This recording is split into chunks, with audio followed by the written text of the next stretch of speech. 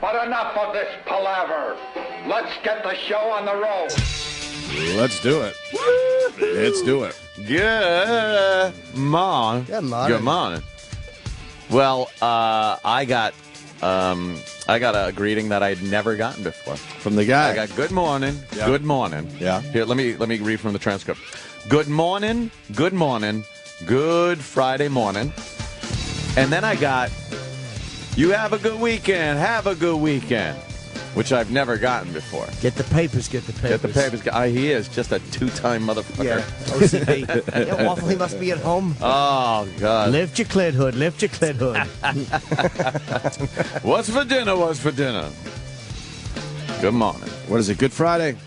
Good Friday morning. Is it a Good Friday? It certainly is. Every Friday's a Good Friday. Shouldn't they distinguish this differently? I think they should have, but Every Friday's a Good Friday. it's a wonderful Friday, I say. Yeah. Yeah. How warm is it going to be in New York today? 60? 57 to 59 All right. degrees. We can do that. We're having a normal spring, thank God. Yeah. Started off a little weird, 85 degrees in early March or whatever it was, but hey, my New York Mets. Your Mets. Kidding.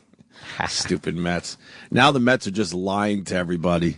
Yeah. They're a bunch of liars. They're saying they had the largest crowd ever at Citi Field They're not yesterday. lying to right. And a lot of the sports blog sites are going, there were a lot of empty seats. How are they saying it was a sellout and largest crowd ever? Largest crowd ever? They're saying largest crowd ever at Citi Field. And people are calling them out on this? And I know a lot of these, teams, they like to count tickets sold, not necessarily, people at the stadium. Right. But you can't say largest crowd ever if you're panning the stadium and there's a lot of empty seats. Yeah. So It's bullshit. yeah, people just bullshit all the time. That's bullshit.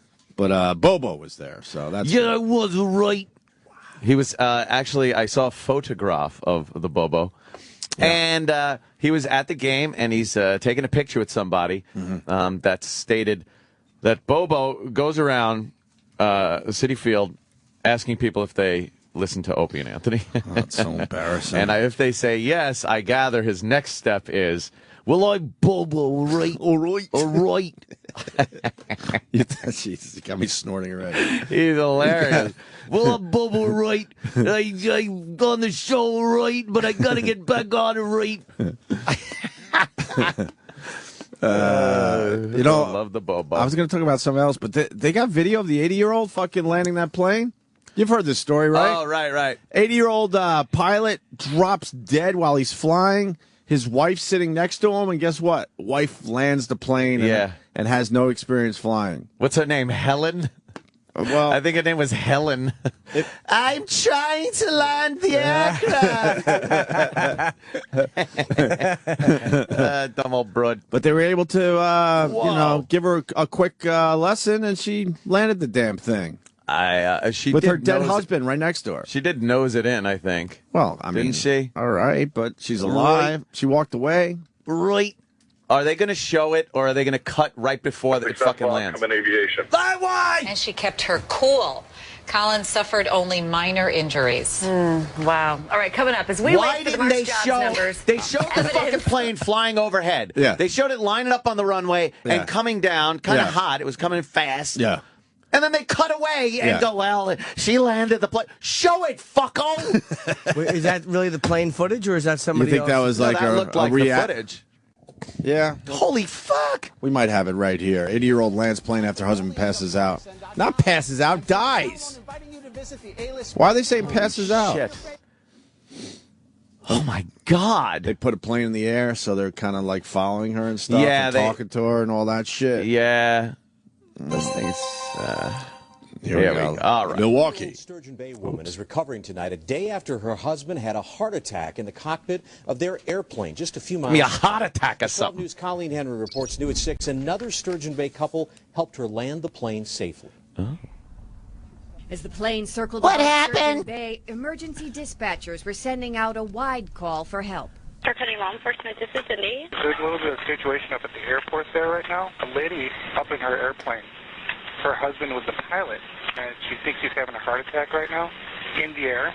John and Helen Collins were nearly home Helen from Marco Collins. Island, Florida, when 81-year-old John lost consciousness at the controls. He is unconscious at this time now. He is unconscious now? Yeah, and the aircraft's circling right now. She doesn't know how. Does anybody there able to talk her through it?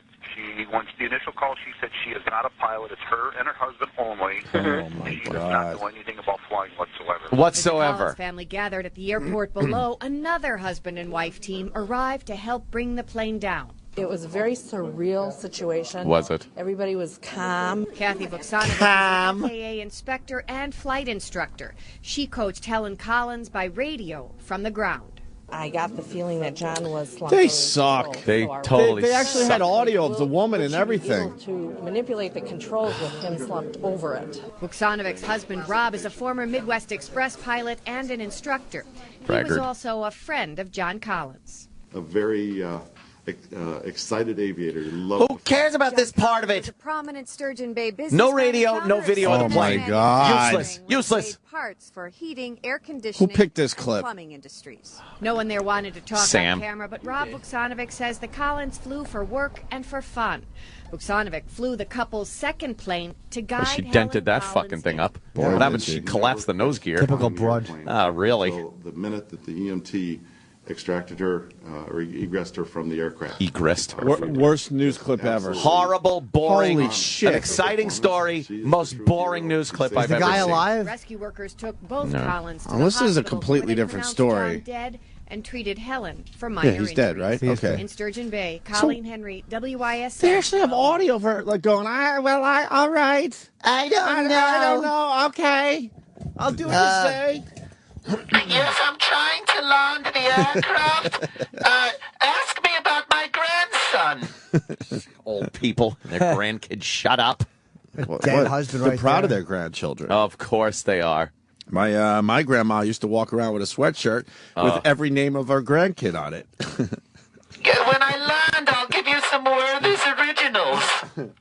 They're always giving candy to The charm people. bracelet. My grandmother had Stop the it. charm bracelet, one for each of her. Oh, yeah, for yeah, five yeah. of our heads. Tinkling as she's working the controls. Tinkle, tinkle, tinkle. Her husband's lifeless body going back and forth on the wheel.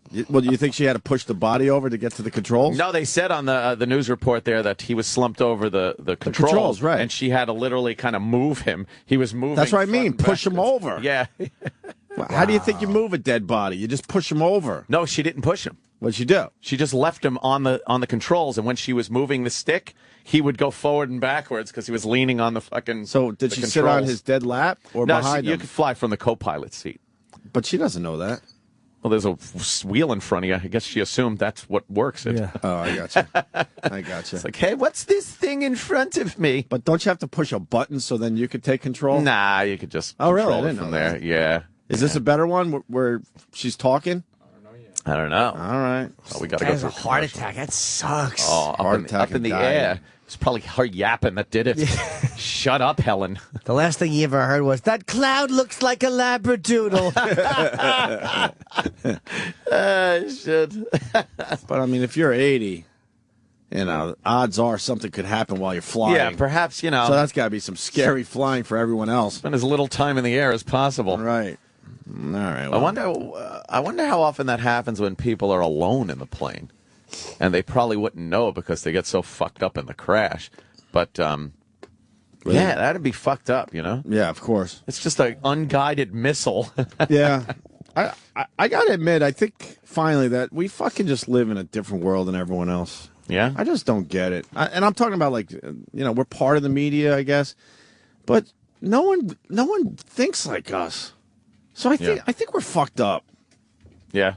Yeah, because you got to start thinking and looking at things differently after a while. This Augusta thing, Yeah. everyone agrees women should be allowed in Augusta. I just don't see it. I don't Another one I agree with just it. don't see. I don't agree with it.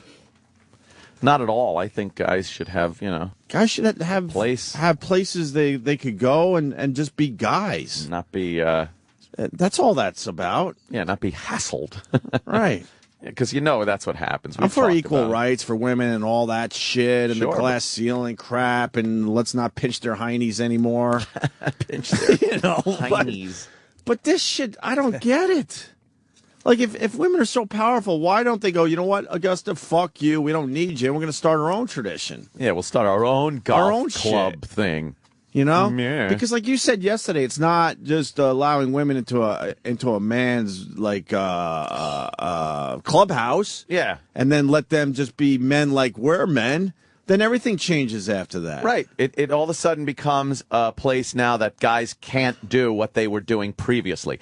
If women were allowed in these clubs and everything remained exactly the same for the guys had no more restrictions than they had before the women came in, right, there wouldn't be an issue. Right. Who cares if they fucking want to be out there on the golf course or fucking, in the clubhouses, wherever. Well, but it changes so drastically what guys can do and the trouble they can get in by doing what they had been doing for years. Right. The rules become different. You have to Right. have The rules become different. That's the problem. Yep. If they would sign some kind of contract, like, look, these guys don't feel like changing anything. I'm being If you want to be harassed. part of that, right. And you say, who cares? I mean, I worked around a golf course a long fucking time, and a lot of us have played golf. The fact remains, it's usually a woman in front of you slowing down everything because they just can't hit the ball as far. Yep. That's what happens. Most of them. There's a few out there, there's some bruisers that can hammer it, but in general, they just can't. They and it remove slows that- down play. They cut off that left tit intentionally so they could bring their arm around closer to their body. Right. But if you say this on TV, they're going to fucking crucify you. Like, what's wrong with you? These guys don't want their wives there. That's why they Right. don't want Yeah, women that's there. another thing. It's because then their wives would want to come, and this is the boy. chance to get away from them. Yeah, there's nothing wrong with getting away from your girlfriend, The old ball and your chain. wife. There's nothing wrong with that. Yeah. Exactly. There Why do really people is see nothing a wrong problem? with that. And then women, they start their own gyms, and you ask them, and they'll say, well, we were sick of, guys undressing us with their eyes. But that's fine. It's Then hard go- to do, and it hurts. Ow, I'm like trying to unbuckle a bra. You're blinking. There's a button in your eye. Oh, you're cutting your fucking cornea. But we're not. Right, Anthony. Get it. But we're not rising up going, oh, we should be able to go to those clubs too. Who cares? Yeah. So if you want true equality, then you should have the mindset of, like, who gives a fuck they don't allow us to do this and that, and let's start our own stuff. Yeah. I don't get it. I really don't, because I don't even either. stupid Obama has to pipe up about it, and Romney, they should absolutely allow Of women, course. and And meanwhile, they're full of shit. You think if you sat them down? Yes, if they were talking like real guys without being in the public eye, they'd say the same thing. Stop it. You're not so fucking progressive. Right. Although Obama might not want it, because... Well, he might have had some issues. Yeah. But Romney, please. Yeah. Romney loves a good exclusive fucking Oh, my God. Romney would non-inclusive club. Romney would absolutely think differently. Yeah. If you had him in a bar somewhere having a beer with that guy. Yeah, that and the Jews. Right. That's all just bullshit. But I don't get it. No one's saying this. We're saying this. Yeah, we're Why? saying it. We're saying it. Are people too scared to say that? Yes, it's the day and age we live in. It's almost a little, example of what me and Jimmy were discussing yesterday about repercussions that happen when you talk speak about up. things. Now we can talk about it because the context of this show is very different than what these politicians deal with. We're assholes, Right. But I don't know. For assholes, I think we're pretty we're- damn honest. we're looked at as assholes. Yeah, but a lot of people look at these stupid news shows and think they're getting an honest opinion on something. they're not. I don't believe it at all. But if you come out like that, there'll be demonstration, fucking letters being written and threats, and then you could lose your job. And you should absolutely be allowed to voice your opinion on whether you want women at Augusta or any other club that's not inclusive like that. Right. And like Jimmy said, they're with their wives. Sometimes you just want to get away from the wife. And There's a guy in my building he's like kind of my real estate guy, and he plays golf, and he's always like, hey, you want to, love to, bring you to my my course, and we'll play around a golf. I'm like, that sounds cool. And then one day I kind of asked about membership, because me and my brother over the last few years were like, we love golf so much, we should try to like get a membership somewhere. So I asked him about it. He goes, and then he had to awkwardly tell me that it's a Jewish club. I'm sorry, you can't come. It's a Jewish club, and you pretty much have to be Jewish, or you have to jump through an incredible process to become a member there. I didn't get pissed off. I'm like, oh, all right. You got to convert. Yeah, I'm like, I'll look somewhere else. I don't care. You should have elbowed him and said, "Who wants to hang out with a bunch of Jews?" Right? Right. Who wants to hang out with a bunch of Jews anyway? Elbowing him in the arm the whole time. Get it? Bunch of cheap fucks. Just my experience when I was a caddy. Give me a shtickle of ball cleaner. Right.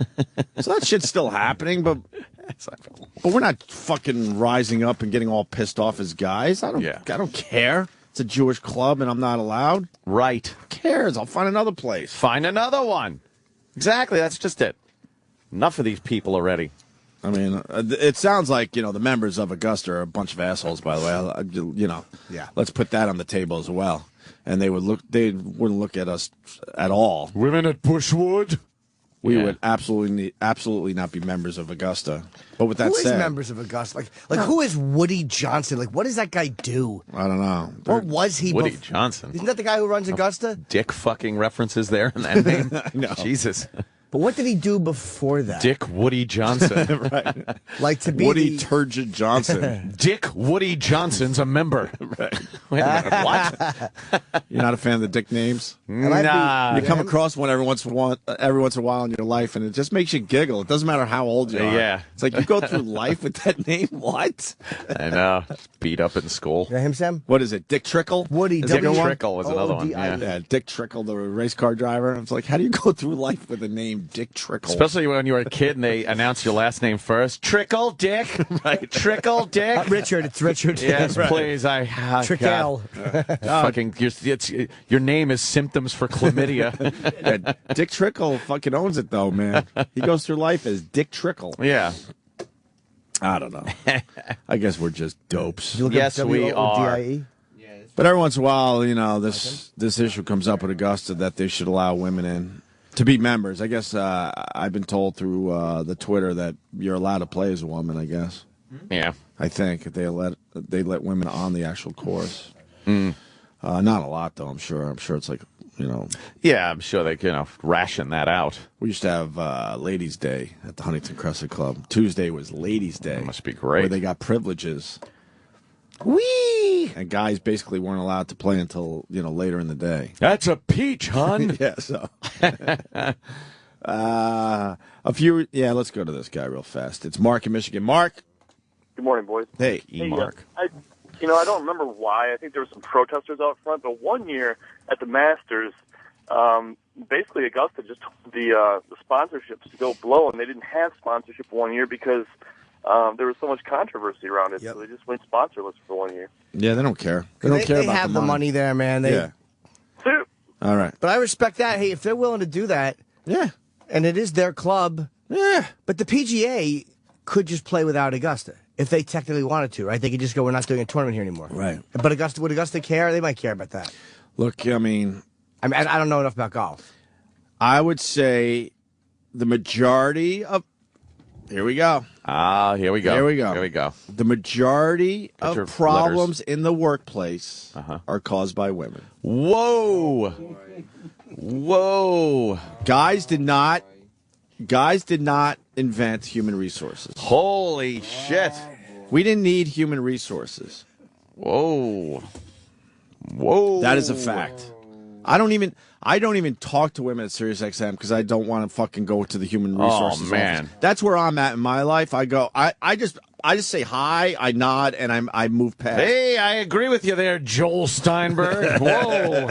Hey, whoa, all right. We understand how you feel about women. Hey, whoa. Every once in a while you get some fucking chode of a man that goes to human resources. Yeah, it's but very in general, rare. it's always that's a female thing. I was harassed. Right. Get it.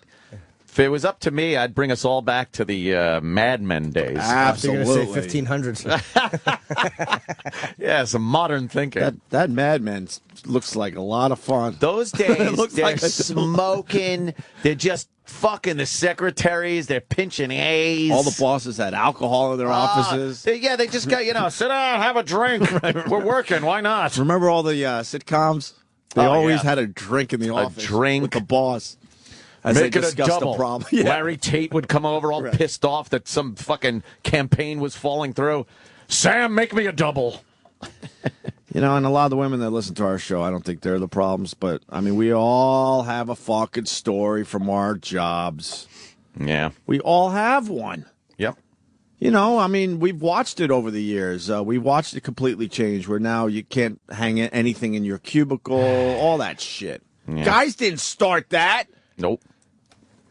Didn't. And then it is. You are right in your archaic, women-hating, misogynistic way of saying it. But guys didn't start that. And then you go to a garage to get your car fixed, and it used to be some, hot chick calendars. Now, like just some lame car calendar or whatever. And you talk to those guys, and like, yeah, man, we were told we had to clean up the fucking shop and take down our calendars and our pictures and stuff. Who said that? I have guys or girls? Vivid memories as a kid of my dad yelling and drunk, but also driving into the garage to get the car worked on, and I used to get a little thrill because you look in that big red Snap-on tool fucking toolbox, and when they opened the top, there was like Playboy centerfolds taped up to the box there. And you were hoping it took them forever to find that wrench. Where I know it's in here somewhere. Yeah, well, let me tell you, I need a 3/4 inch socket.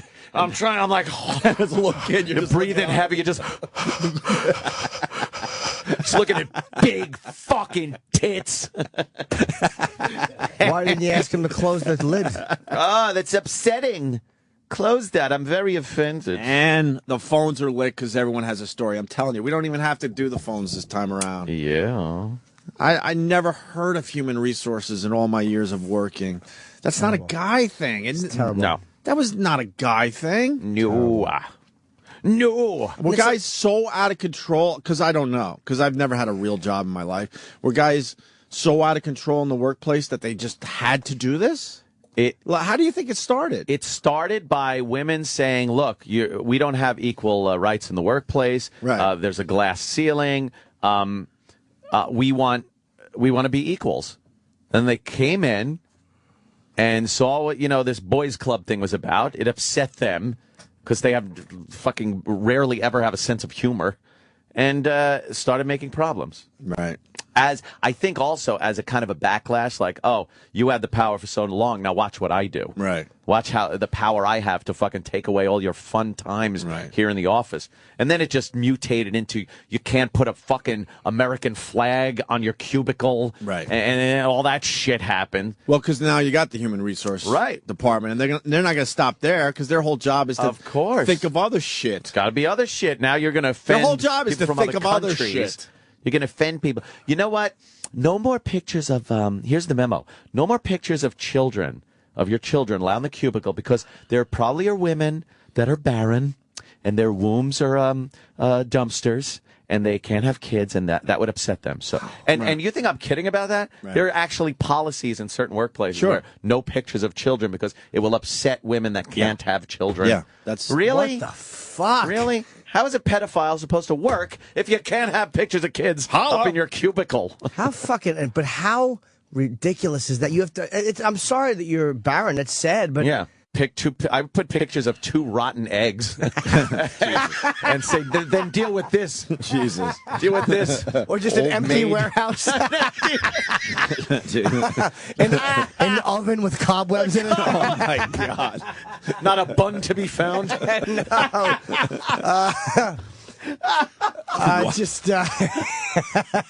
Oh, that's hilarious. Just have an empty egg carton on your desk. Yeah. Just shout out, what is that empty. about? Oh, well, Mary. this is for that you-know-what down the hall. Or a photo of a crib in a box up against the wall. Jesus. Unused. A little note on it, remember to return. Oh, my God. Shit. But it's the extreme minority that gets all this done, which we've said many, many times in the show. Because I'm sure the women that are having problems having kids, most of them would just accept pictures in the workplace. And they're not the majority of people. Okay with it. It's amazing how 1 or 2 people in an environment, in a little microcosm, are the people that have to be, catered to the inconvenience or lack of fun of everybody else. And here's another thing: when did cleavage not become a sexual object? Well, you're not allowed to look at it. But it's don't fucking look at it, no matter how much they hang out. That's a sexual part of her body for guys. Is it? But now we're not allowed to look. They come to work with their fucking cleavage hanging out, and now if you stare a little too long, guess what? You're going to the HR. Puffin stuff? HR puffin stuff. He's your friend when things get rough, from what I hear. All of a sudden, that's not a sexual object anymore. The cleavage.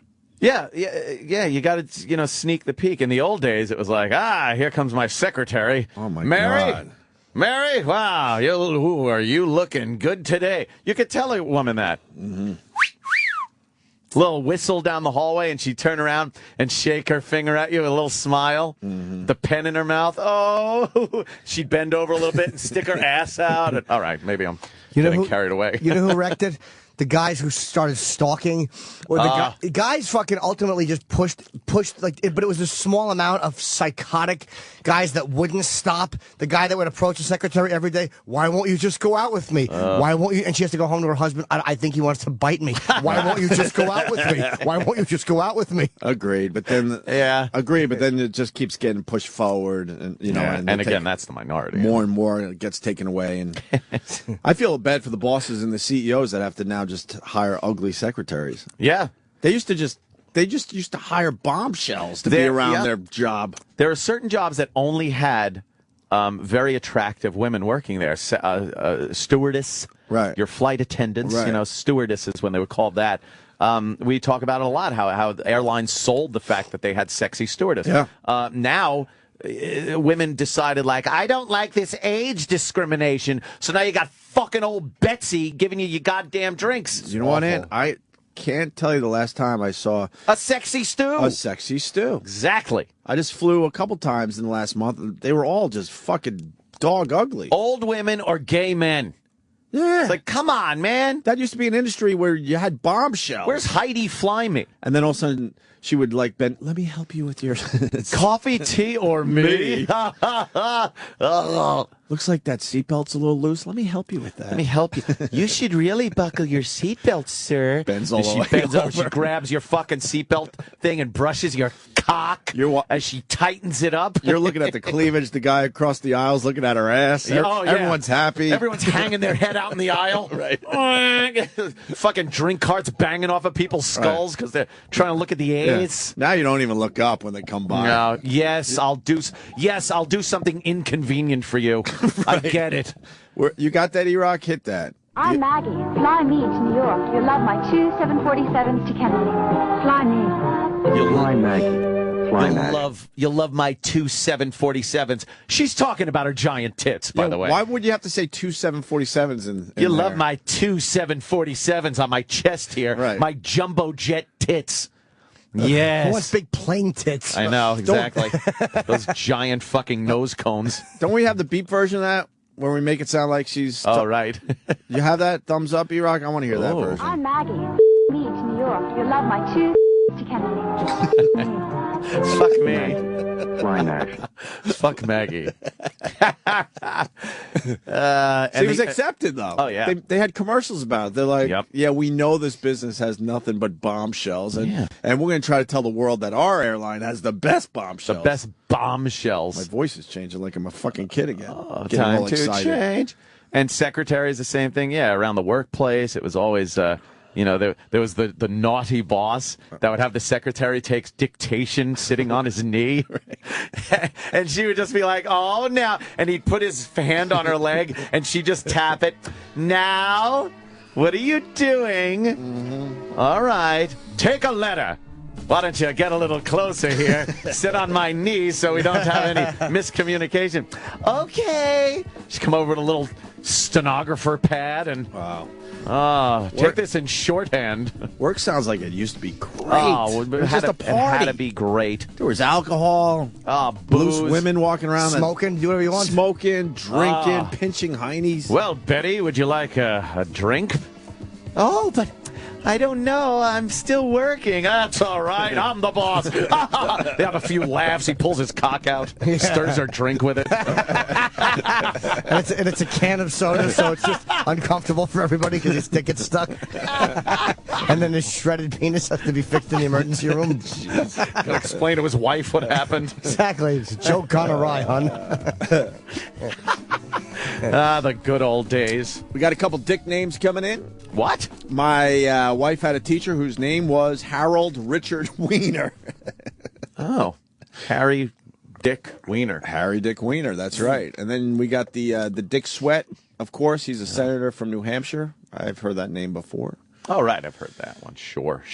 That's a parent or parents with a sense of humor to name their kid after... Very cruel. Name their kid a dick name. Very cruel. Yeah. I'm trying to think of another occupation, though, where women were known to just be extremely hot, and that went away. Secretary and stews are the biggest ones. Waitresses? No. Cocktail waitresses, and bartenders, but that's kind of still. Yeah, it You ain't making no tips if you a goddamn dog, motherfucker. You know what? It's kind of fun to go down to Atlantic City. I won't even name. I've been to a bunch of casinos, so I'm not pointing any out. I have two perfect examples, and it's old school. They hire really good looking women, and they force them to wear these ridiculous outfits that really show off their tits. Show and that ass. hiney. And if you look deep into some of their eyes, they fucking hate it. They don't like it. They hate it, but they know how much money they're making. You know? Where they're really pushing the boobs all the way up and out. Yeah. And some of these women, they're a little loosey-goosey up there. The Borgata has the hottest waitresses in Atlantic City. It's just known. Don't they weigh them or something like yeah, that? the Borgata babes. When they first came on board, they were like, they have to stay within a certain weight. And if they don't, they have time to lose it. But then if they don't, they get fired. I'm not a total scumbag. That's kind of... Well, you know what? What happens if she kind of gets... bad. Well, think of it this way. What happens if she blows up? Gets a little fat. Then she'd wind up getting X7 being a fan of this show. No, and I understand that, but the whole, weighing them and stuff, that's a little brutal. Not going to lie to you. I don't know. I understand what you're saying. Oh, my God. And then the worst waitresses I've ever seen is at the Tropicana. Oh, really? They look like fucking diner waitress women. Like they might as well have their hair in a Ruth Buzzy net as they serve you drinks. What happened there? I don't think they women give a got shit. some power. Yeah. The women got some power down there. The boy... Jesus, mother. Who's this? Of Christ. This is the Borgata. Yeah, this is the Borgata calendar. Get out of here. That's the Borgata calendar. What do they bring these girls in to work one day? Are they ringers, you think? They have to be ringers. Go back to her fat fucking shapeless leg. Go back one. She's really pretty, but she has her right leg looks like it was fucking like a Stretch Armstrong leg. That fucking right leg is a shapeless lump. She's probably 6 foot tall, man. You think? These girls aren't waitresses down there. Oh my God! Look at her. Her boobies. Who is she? Oh well, whatever. The lovely Denise Milani, an exotic buxotic. Yeah. Denise Milani's got giant cans and I don't know what's going on there. I don't think she's bringing your drinks out. They got ringers. Yes, thank you. Jimmy Lover. Oh, that's sweet. Nurses, back in the old days, were they known to be a little sexy? Like that Nurse Ratched? I didn't go to... I think there's some kind of basic archaic idea that they were sexy. Sure. That's why they put on the little nurse uniform in some places and give you enemas. I think at that it's point supposed to be sexy. I think at that point you want an ugly nurse because they probably focused on their learning a little better. Yeah, oh, you think so? If The you're in ugly the nurse hospital, would be. You get better care. Want to make sure they're giving you the proper dose of medicine and shit. Who do you want shaving you down for that hernia operation, though? Good point. Good point. Just grabbing your dick, flopping it around while they're shaving like fucking... like it's just an errant sausage in her plate. Fuck that. I tackled a female into a ditch so she wasn't mortared, and now I'm being brought up on charges. Oh, for it. man. This guy's calling from Afghanistan, or he's home from Afghanistan. Tim. No, I'm calling from Afghanistan. I made my way to a internet tent that we have set up by the MWR, and I'm on Skype. Wait, so you guys listen to us over there? Yeah, I've got a subscription on my computer, so like when I get back from a mission or something, if I have a couple minutes to get online, I can actually pop XM on. Hey, how cool is that? Wow, that is cool. Tim, thanks for everything you're doing for this fine country of ours. What? I support the soldiers. Who are you? Who are you 100%. with? Who are you with, my friend? 101st Airborne. Ah, airborne. Very cool. So you really got you got into a situation over there in Afghanistan? Yeah, I'm all for equality and stuff like that. If we want to have females on the battlefield, good. All I give a shit about is if I get hit, if you're going to be able to drag my butt out of there. That's all I care about. But we had a mortar come in a couple days ago, and I tackled this girl into a ditch. Hopefully, save her life if it got close enough. Very next day, I found paperwork in my box. I'm getting brought up on sexual harassment charges because she thought I was trying to feel her up when I tackled her into a ditch. Holy shit. You sound like a normal guy. Oh, my God. We've only talked to you for 2 minutes, but you sound level-headed. What the fuck is that about? Did you grab her in such a way where your hands were on her breasts? Hell no, she's got body armor on. That's what I don't understand. That's what I'm automatically think. Who can I sexually harass during the 2 minutes of terror when the freaking rocket's coming in? That's exactly what crossed my mind. Yeah, man. How could you keep a heart on in those conditions? With the mortars coming in. I don't know. Well, it's just not a good condition. Is she just trying to get the hell out of there? And maybe they'll make her some kind of sweet deal to make everything go away? Like, that doesn't make sense. It doesn't, because nothing positive is going to come back on her. Because if the charges get blown out of proportion to where she made them up, she gets in trouble. If I get charged, I just get kicked out. I didn't even know this girl, so she would really have no reason to kick me out. I think she just wants to suck up to the command. And feeling a fucking chick up with body armor is pretty impossible. Yeah. You can't really feel the gentle curvature of a tit under Kevlar. Unless you got really strong hands. Yeah. Strong ligaments in your fingers. Yeah, really get a good squeeze in there. Well, that's... Yeah, those ballistic plates really, Nothing sexier than a ballistic plate. Well, that's a pretty unbelievable story there, sir. Yeah, I couldn't believe that shit, but... What's hey, your... another thing... What? Yeah. Wait. Hold on. What's your day look like? Like, what are you gonna do as a member of the Airborne Division today? Today we are doing a presence patrol. I can't really say where, but I know.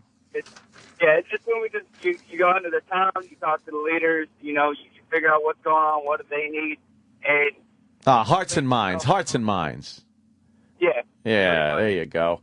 And an occasional bullet in the fucking head. Pretty much. Let's go out unarmed and, be all nice to them and then, have pop shots taken at us.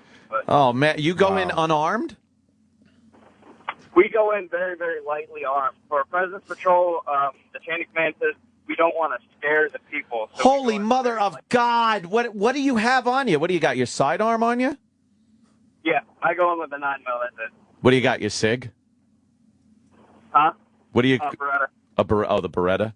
Yeah. Yeah, so that piece of crap that falls apart when you fire 2 rounds. Really? Oh, what a bitch, man. Well, you got to leave your rifle back at the base? We have a couple of armored Humvees that go with us. They have 50 cals on them. That's about as big as we get. And then we have a couple guys with rifles. But if you're actually going to be talking to the people, you have a sidearm. Get this, they actually suggest, I've never done this, but they actually suggest to show your trust to the village leaders that they're going to protect you, take your helmet off when you're talking to them. Like, my ass, dude. Fuck you. Holy Unbelievable. Shit.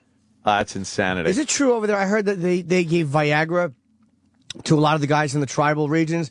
Like a lot of these older guys who would run the areas, and they got information by giving them Viagra because these guys were able to fuck their wives again. Yeah, I've never heard of that, but I wouldn't put it by them. We're trying everything else to be nice to these guys. Why not get my heart on? Yeah, I mean, look, for a guy, what's more impressive when you're a little older than to be able to get a heart on again? To show the trust, can you guys tap dance on an IED? Just do a little tap dance. Oh, yeah. Holy shit. I don't believe we'll set it off. Let me go stand on it first. Yeah. Just drive really fast past anything suspicious. Unbelievable. That's insanity, man. The hands tied behind the back for political reasons. You'd think Vietnam would have taught people something. Jesus. No. Oh, man. It's disgusting. Well, be safe, my friend, and tell anybody that listens to us hello, and tell anybody that doesn't to go fuck themselves. Bravo. Yeah. we put you guys on every time we've had a hard day or something like that. We're like, man, we need a good couple laughs. Hard day. You know what time I get up? I don't want to hear it. Exactly. We're here 5:30 while you guys are over there enjoying the countryside, relaxing. Lollygagging. Yeah, hanging out, eating good food, feet up. It's going to make it tough to bitch after this phone call. My God. Right? I'm going to shut my fucking mouth for now. Where's my sandwich, for the love of God, Kenny? I understand things are tough over there, sir, but do you understand? I've been waiting for egg whites since 6:45. It's now 6:53. Outraged. Yeah. Oh, wow. No more bitching. 8 hours ago or something like that. Enjoy your fucking egg whites. Stay safe, man. All right, man. Tim. Yeah, be careful. Bye, Tim. Tim from Afghanistan. Wow. Yeah. That's amazing, man. Wow, It's just wow. that mentality of politicians and goddamn pencil pushers that override generals and people that know. I don't know. It's too bad. It really is fucked. Poor guys. Even the PC shit has hit the army and fighting wars. It's just unbelievable. You can't fight a PC war. It just doesn't work. War is supposed to be vicious and horrific, so it ends quicker. Right. So it ends quickly. Right. You can't have this antiseptic fucking, we'll try to do this nicely war. It's crazy. Reminds me of a Star Trek episode. Which one?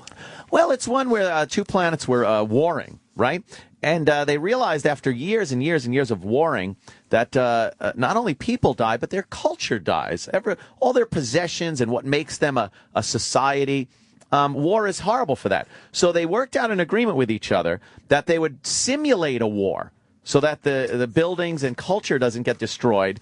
But whenever a missile would hit, they'd take that certain area, calculate how many people would have died, and the people have to report to death chambers and be killed on both sides. If it doesn't happen, if they don't whip these people up and kill them, the treaty is null and void and the real bombs start. But they've been doing this for thousands of years, or hundreds of years, or whatever the hell it was. But then Kirk, of course, comes, and he's brilliant, and tells them, look, you assholes, the whole thing about war is that it's got to be horrible enough to make you want to stop it. You made it so antiseptic that people just walk into these chambers that it'll keep going on for years and years and years. So he blew up the computers that calculate the dead and everything, and people were like, oh my God, there's going to be real war. And they were so horrified that they decided to call each other up and sort things out. No war. No war. No war. See? No war. Nice. And you know who fixed that? James Tiberius Kirk, motherfucker, from Iowa, bitch. Hey, are any Jews working today? I don't think so. Oh, yeah, today's good. I keep forgetting it's Good Friday. I don't think so. Isn't this a company holiday? I think it is, but not for us. Why isn't it for us? Well, because we are. We gave him an hour. Let's go. We really should. Wait, is this a company Kirk holiday? always broke the prime directive, but he knew best. He did know best. Yeah. All right, it's a good start to the show. I like it. My sandwich is here, too. So are my eggs. I could stop bitching like that fucking guy from Afghanistan. Me. Ooh, I get shot at. Ooh. Oh, my God. Oh, you're crazy. Fucking.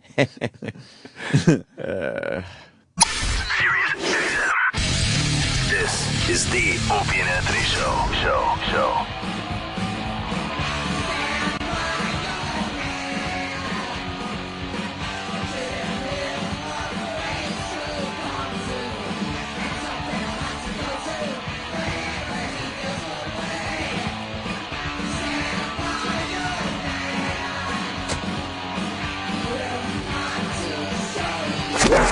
Getting topical. Hold up, wait a minute. With the Sex Man. What's up, sexy? Oh, good morning. I don't even know this version. Stand By Your Man by Wendy O. Williams, probably. And Lemmy. Oh, this is Lemmy? Lemmy and Wendy O. Williams. See, I don't know much about Lemmy. I know Jimmy knows a lot about Lemmy. Were you into Lemmy? I wasn't a huge Motorhead fan, but I like what I hear. I like it, and I think Lemmy is a blast. He's fun to fucking hang out with. When we did that casino gig, oh my God, and me and him started drinking fucking Jack Daniels, and I was snotted, and he was fine. He was drinking it like it was coffee or orange juice. And then in the old days when I had my band, we opened for Motorhead, and my guitarist drank with Lemmy backstage before the show and was so fucking drunk, we don't even know how he walked out on stage and played. Did he play well? I don't remember. I was pretty ripped myself. Okay. I was just happy to be there. You can't outdrink Lemmy. It's just not going to happen. It's just what he does. Oh, this is a cool cover. Oh, Wendy O. Williams committed suicide 14 years ago. That's why you're playing this. And oh, is this a double? Yeah. Oh. Tammy Wynette died 14 years ago? There you go. Oh. What was her man thing? I forgot. Good cover. It's Lemmy and Wendy O. Williams show. Yeah. What was the Tammy Wynette man thing? Stand by your man. What was this? Oh. Stand by She wrote your this. man. Oh. Dun, Oh, it's dun, good tie-in. dun. It's the Damn it, the E-Rock. original version, the country version. Fuck, A+ for E-Rock today. Yeah, that was a good one. That was a good one. Whoa. I had a little help with that, but that's good. Oh, Of course you did. Why would you say that? Why would you just take na- the credit? Right then, I went, "Oh, he is a piece of shit." Who helped Like you? right then. Why would you say that? Who's the Because I'm smart not a person dick that like helped you? that. Yes, you are. Okay, yeah, I'm a dick. It's all mine. Who helped you out? Nobody. Come on. Come on, my Because little that pumpkin. person gets the A+, and you get a C-. You get an assist. Who helped? There's been issues with What? people helping E-Rock. Really? Oh. Somebody's very upset because they think they're helping E-Rock with more stuff than E-Rock's giving them credit for. Oh, is that why you Troy. said I had help? That's 100% true. They're upset with you. That's why you I said didn't I had say help. that. Oh. I thought you Who's said upset with E-Rock? Paul is. Huh? Paul. Because he said, remember you said that E-Rock got it. I'm assuming this is Paul's poll. Because remember when you said that E-Rock got an A+ for getting topical the last time? Mm-hmm. That was a long time ago, though. Apparently, Paul tells me that was his poll, and E-Rock did not give him credit. Wah. And Paul What a talks to me douche. every day in the office about the things that E-Rock sends me for this computer. Yeah. And he says he's giving them to E-Rock. Yeah, but he's every not single getting- thing. He says he's sending you a lot. I don't know if it's true. My favorite thing on this show is E-Rock fighting back. I love it, It's man. great. I just love it. Finally. He's pissed, though. Paul's pissed. Is he? Is he here today? Yeah. Yeah. Yeah. We're lucky to have his presence here today. It's the sarcastic E-Rock. Well, why doesn't Paul get on mic and defend himself? Paul? Come here, Paul. Same reason why E-Rock's been walking all over him. He's pussy. Paul, what's the problem? No, nothing. Just Nothing. That's not what you say. All right, hold on. Off the air. credit doesn't really get handed out. I'm sorry, compliments don't really get handed out around here, and lately I've been taking a beating. So when I do something well, it would be nice to hear something back on it. So Eric taking credit for what I do kind of bothers me a little bit. Eric was right. Sounds like a wah scenario. Yep. Wah. You stopped the show very well today. I want credit. He can't even fight well. Oh, man. Compliments do not get handed out around this place very quickly. Oh, hell no. Never. They're not readily handed out. And they get shit on even faster. Yeah. Oh, there's E-Rock trying to, after he fucks somebody out of credit, he comes in and tries to act like they're commiserating. Yeah. Nah, these guys get shit on by me constantly. Wah. Jim Norton was on Hannity last night. Yes, I was! Yes. We were all watching at my abode. And he says hello to everybody. He really Yeah, does like does you he? guys. Yeah, Does he? He asks about you a few times. Tell him I said hi.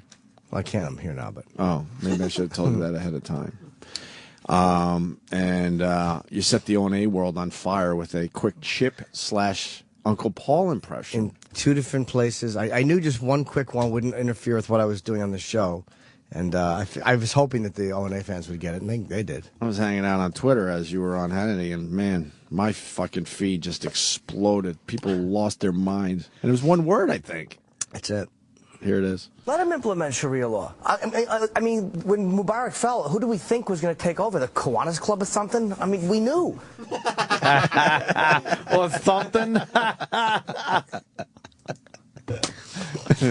You want to do Chip so bad on TV, I think. I like sneaking him in, though, because... Oh, yeah. But it's like I was thinking as I'm saying that, because I had thought of that joke, or just that point, really, more than a joke, and I'm like, how can I get... And it just... It felt right, and you guys might not be able to hear, but there are camera guys actually laughing sometimes.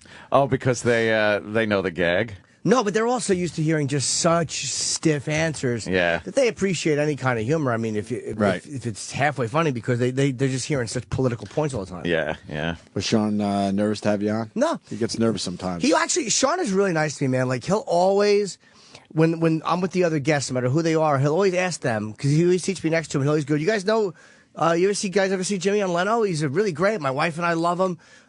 He's a little raw, but he's great. And he always tells you, like, you're one of the only guys that comes on and knows the line. Like, I think he's still trying to reiterate, like, you're on Fox. He panicked. Right. He's a panicky Pete. But he really is. He treats me very well when I'm there. Like, he treats me like, he makes me feel like I'm welcome there and that he's happy to have me. Yeah. So people who don't like him politically, all right, I get it. But he's not a dick. The guy's a great guy, man. No. I hate when people just smash Hannity. It's like, you guys never met him. What are you talking about? He stuck up for us. Yes, he did. Huge A ratings. couple times now. He stuck up for most free speech things, at least with radio guys. And he even said to me, regular radio is tough nowadays. Yeah. Because you guys are better off with the audience. It's hard. Gotta be so fucking careful of what you say, and it's bullshit. That's bullshit. CNN enhances the George Zimmerman 911 call. Now that, I was going to say now they're saying, but I was going to let you play it instead of giving away. Oh, okay. Yeah. Because a lot of people thought George Zimmerman said coon. It sounded like it, but here's where his lawyer went wrong. He said that he said fucking goons. And I'm like, no, that was a coon. So, like, when the lawyer responded with that, it's like, no, there must have been coons. But now they're saying no. Well, they enhanced it, and here we go. This is Brian Stone. He's one of our senior audio engineers, expert in this field. Sure. And you have enhanced the tape, and we're going to listen to this. I have not listened to this tape either. 2 weeks ago when we did this, I didn't listen to it because I wanted to listen to it for the first time on this equipment. The second version that's been enhanced I haven't listened to. Let's play it. Are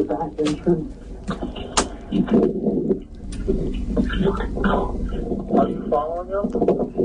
Yeah, okay, we don't need you to do that. Now, that certainly sounds much clearer than the first tape we listened to, right? It's extremely clear now. Some are accusing George Zimmerman of using the racial slur coons in his 911 call.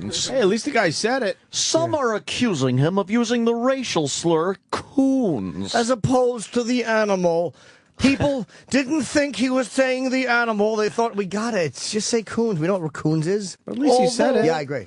He obviously isn't saying porch monkey, jungle bunny. He just uses it as an excuse to blurt out every racial epithet. Was he saying jigaboo next on CNN? We're gonna see if Spear Chucker comes through loud and clear. And he just goes all over. He mumbled faggot 2 weeks prior.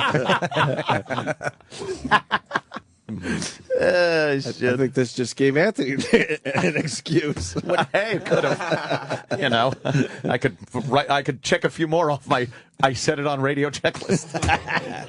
Is there anything we haven't said on this show? I mean, I don't I think can't think so. of anything. Anything nice. Yeah, maybe like, have a nice day. Yeah. I don't think we've ever said that. How are you? And it's good to see you. I think those words have never been uttered in this room. Kenny's smart. Yeah, exactly. Looking good, E-Rock.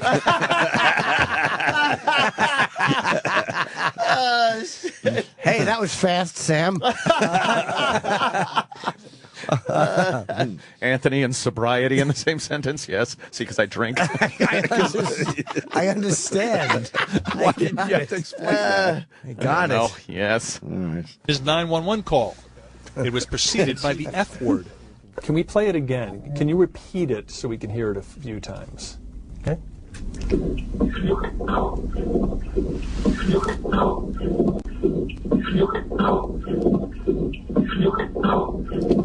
Fucking cold. What's this?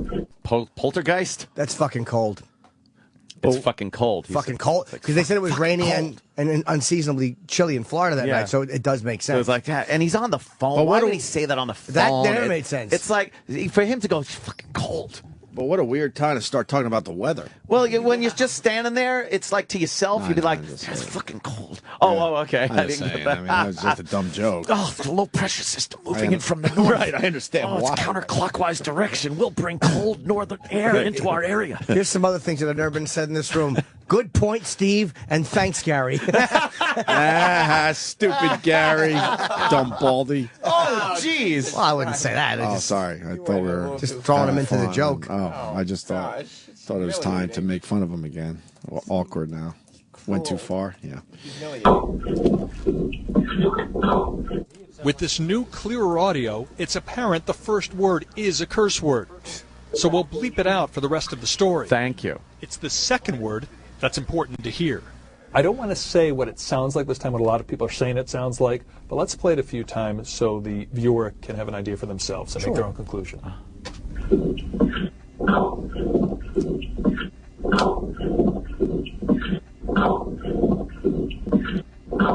Get out. Stop for a second. Now it does sound less like that racial slur last time I announced possibility it could have been that slur. From listening in this room, and this is state-of-the-art room, it doesn't sound like that slur anymore. No. Right. It sounds like, and we wanted to leave it up to the viewer, but it sounds like we're hearing the swear word at first and the word cold. And the reason some say that would be relevant is because it was unseasonably cold in Florida that night and raining. Can we play it a few more times? Sure.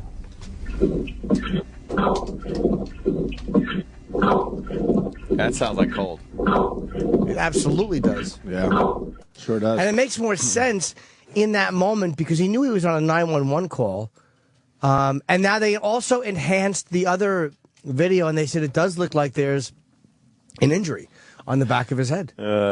What? Nothing. Just What? Comments. Come on. Comments. They're no. You know the racist comments come in every so often. It's hilarious. Fucking I love it. Something about ashy knees. Boy. What else has never been said in this room? Hey, the shade guys are early. Jimmy loves this. I love it. Oh, God, I wish Roland would book a guest. Right. Enough with your guest. Enough with your goddamn So guests, right. Roland. No, I thought you said that you wanted him. I do want to acknowledge that we were supposed to get the entire cast of American Reunion. I remember him saying, they're all coming in. I go, all of them? Because the whole cast will be on the show. We got Eugene Levy. Yeah. And Tara Reid was supposed to be today, but she's got the flu, supposedly, which we're not believing. I got the flu. Oh, my God. Oh, my God, guys, I got the flu. So we went from having the entire cast down to Eugene Levy. Eugene Levy. A few of the other cast members were around, but they were coming in But later. didn't he say we were going to get the whole cast Of in at course. the same time? Yes. I believe he did say that. All right. Yeah. No, but and I love how Roland will profess to know intimate flight details. Oh, yeah. No, where are they? Hey, he was booked on the red eye, but there was a problem he had with his agent, so his flight changed. He had to reroute. Like, what? I didn't know that. You're just saying words. Runway 19er was closed down for maintenance, and they stacked them up over a staging area, and the planes came. The cracks developed in the 767 wings. They had to cancel the flight. They found some new equipment. Let me punch that up for you. Roland, the travel agent. Yes, Right, saying Roland. anything to Dummy. You guys want an update on the Mega Millions woman? Oh, the one from McDonald's? We have another update. McDonald's. Where were we at with this lady? Wishing she was dead. Her did. And Well, right after the Mega Millions record-setting $600 million drawing, she said she was one of 3 people around the country that won and had a ticket. Oh, much to the chagrin of her McDonald's coworkers, who said she was merely part of a pool of 15 people from McDonald's that put in to buy these tickets. She said, I did that, but I also purchased a ticket all by my lonesome, and that was said winning ticket. I believe that's bullshit, but she says that's what happened. They are very angry with her, saying that she stole money from them, pretty much. She says it's my ticket. Now, there's speculation as to whether she even has the ticket. But wasn't it bought in Maryland? Yes. At the place she said she bought it? Right. But she said she had the ticket, and then she said she hid it in the McDonald's. It just turned into a real I think she has a it. crock of shite. And you think she has I'll it? tell you why. Oh, my no. God. How much money you want to bet? How would you might? I hope you're right because I hate her. But how would she have known exactly where it was bought Oh, because the news said it. Did they say that before she came out and The said she news had said it immediately. Did they? Oh. I was maybe. up early when the ticket was announced or whatever. And do they have her on video? And they have they had a news guy right outside. What was it? A 7-Eleven or something? 7-Eleven. That was the one. That was the one where people started taking pictures with the machine. Remember? Yeah. They know the winning ticket was from that store, but they didn't know who it was at first. So she might have been, watching that particular news broadcast and said, "Well, I bought a ticket at that place." Yeah. The other thing is she said that she wasn't going to go back into McDonald's and grab the ticket until everyone calmed the fuck down. Then her lawyer admitted that he's not sure there's a ticket because he's trying to save face. Dude, why would she hide the ticket in the place that the other people feel they were ripped off? I have an answer for what? that. Yes, Jimmy. Because she's... Oh, right. Well, some would call her. Jimmy, you want to take that bet before I give you the update? I do not know because I'm hoping that she doesn't. What the fuck What is happened? wrong with my iPod? What does this mean? Oh, shit. wow. That's It's not a good. circle, a red circle with a red X in it. Oh, boy. That no is music is what it's saying. I don't know. What the That's not fudge? good. Oh, my goodness. Why don't you just put the Put music... that there! Why don't you just put the music on your phone, my friend? There's too much fucking room. I got 3 million gigs. So here's your update. The Maryland Mega Nut, they're calling her now, who insists she won a record Mega Millions jackpot, now says she's lost the winning ticket. Oh, that's the new one? But isn't breaking a sweat looking for it. I lost that shit. I have no idea where it is. I'm not sure I have it. Merlande Wilson told the Post in her latest tortured explanation of the mystery ticket's fate. The world's most famous McDonald's employee incredibly claims she hadn't even checked the uniform she was wearing the night she bought it. I lost that shit. I'm still looking for it. Where my ticket at? I haven't even looked in my uniform pants yet, the flaky single mom of 7 admitted. Not mom of 7. I'm still looking everywhere to find it. In my purse, everywhere. And she didn't put her kids to work on the treasure hunt, even though they have the week off for spring break. Oh, where the hell? Where my $100 million? I'll look later. I'll get my childrens to help me. But she even admitted she didn't check her uniform. That would be the first place, right? A lotto ticket on your uniform. Let me see. When I all of a sudden don't have my wallet, the first thing I do is I check the jeans I was wearing. Check the clothes you were wearing. To see if it's in the back pocket there. This woman is so full of shit. I want to look for it. I was crying. She wouldn't let us. It's a lot of money, said her disappointed daughter, Stephanie, 15. Mother of 5. That's funny. Yesterday, she sounded strangely serene despite the ticket's mystifying disappearance, leaving her fate to faith. It's a blessing from God. If it's meant to be, we'll find the ticket, she said. No, you won't. You don't have the ticket. It's not a blessing from God. She is a crazy person. Why is she wearing a trucker's hat? Well, like Sam. She just figures it looks good. Can we hear the audio? How fucking hateable is I this want to woman? hear her talk. I don't think she's hateable at all. I Oh, love do her. you think she's nutty? I love her because hold on. Hold on, the boss is talking. I love her because she's absolutely full of shit, but the media wants to believe so bad that they continue with this instead of saying, all right, look, we got a nut job here. We got to move on and try to find the ticket somewhere else. She can go through 4 things at the same time to try to find it. Oh, God, see. That old gag. Yes. But the beauty of this story is that the ticket's still out there. The person hasn't come forward, which makes this great. Yeah. Yeah. And in Maryland, we'll say it again, you don't have to come forward. Some states you do. Yeah. You have to, but not in Maryland. You could be anonymous for the rest of your life. Anonymous. No one has to ever know. Yeah. Here's the latest story. Hit it. Officials in Maryland, though, have a news conference scheduled for this afternoon, and they've had their doubts about a McDonald's employee who says she won that state's ticket. She still hasn't forked over that all-important piece of paper. You know what? Hold Even on for a second. That hasn't picture seen it. looks exactly like my hair and hat from AAF. Absolutely. Very good. Yeah, okay. Let her rip. She also looks a little bit like the hooker that got, what's his name? in trouble. Yes, that boring English actor. Oh, Hugh Grant. Hugh Grant. He is a What was her name? Divine Brown. Divine Brown, motherfucker. She looks a little bit like Divine Brown. I'm brown and I'm divine, motherfuckers. Uh-oh, Roland looks pissed. We were just joking, Roland. Don't fucking kill us today. Talking to the microphone or something. The angry panda's about to talk. The angry panda. I woke up and I thank God for this glorious day. What's up, Roland? Oh, fantastic, fantastic. We're calling. We're just calling BS on the Tara Reid flute thing. And we're not pointing our fingers at you because that's the info you got. But we think that Tara Reid is bullshit. We think she's full of turkey. I agree. I think her publicist probably said, "Hey, look, we got 2 TVs. Can't fuck with that. Blow off the rest." Did she cancel all Wait, radio? so is she doing TV today? She has 2 TV appearances, like VH1 and some other MTV things. Today? Today. So she's just blowing off radio. That's another fucking asshole publicist. Another fucking asshole publicist that doesn't understand how good radio is. Mm-hmm. Yeah, that's what I assume. So, and that's this Oh, time. what dummies, man. Oh my God, guys! Why I would love to come in and do this show. You guys promote my new movie, American Reunion.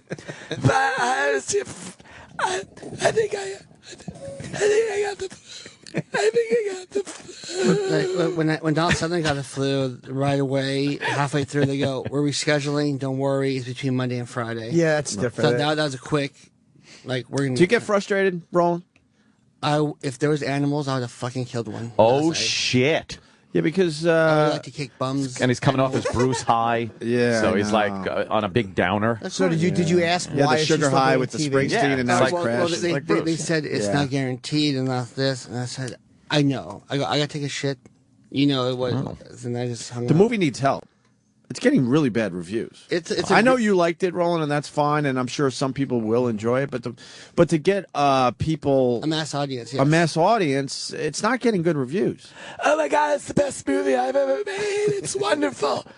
I seeing the whole gang back together again. I have to tweet it. Oh, hello, London. We're all here in London, England. Everybody from American Reunion. We're gonna go.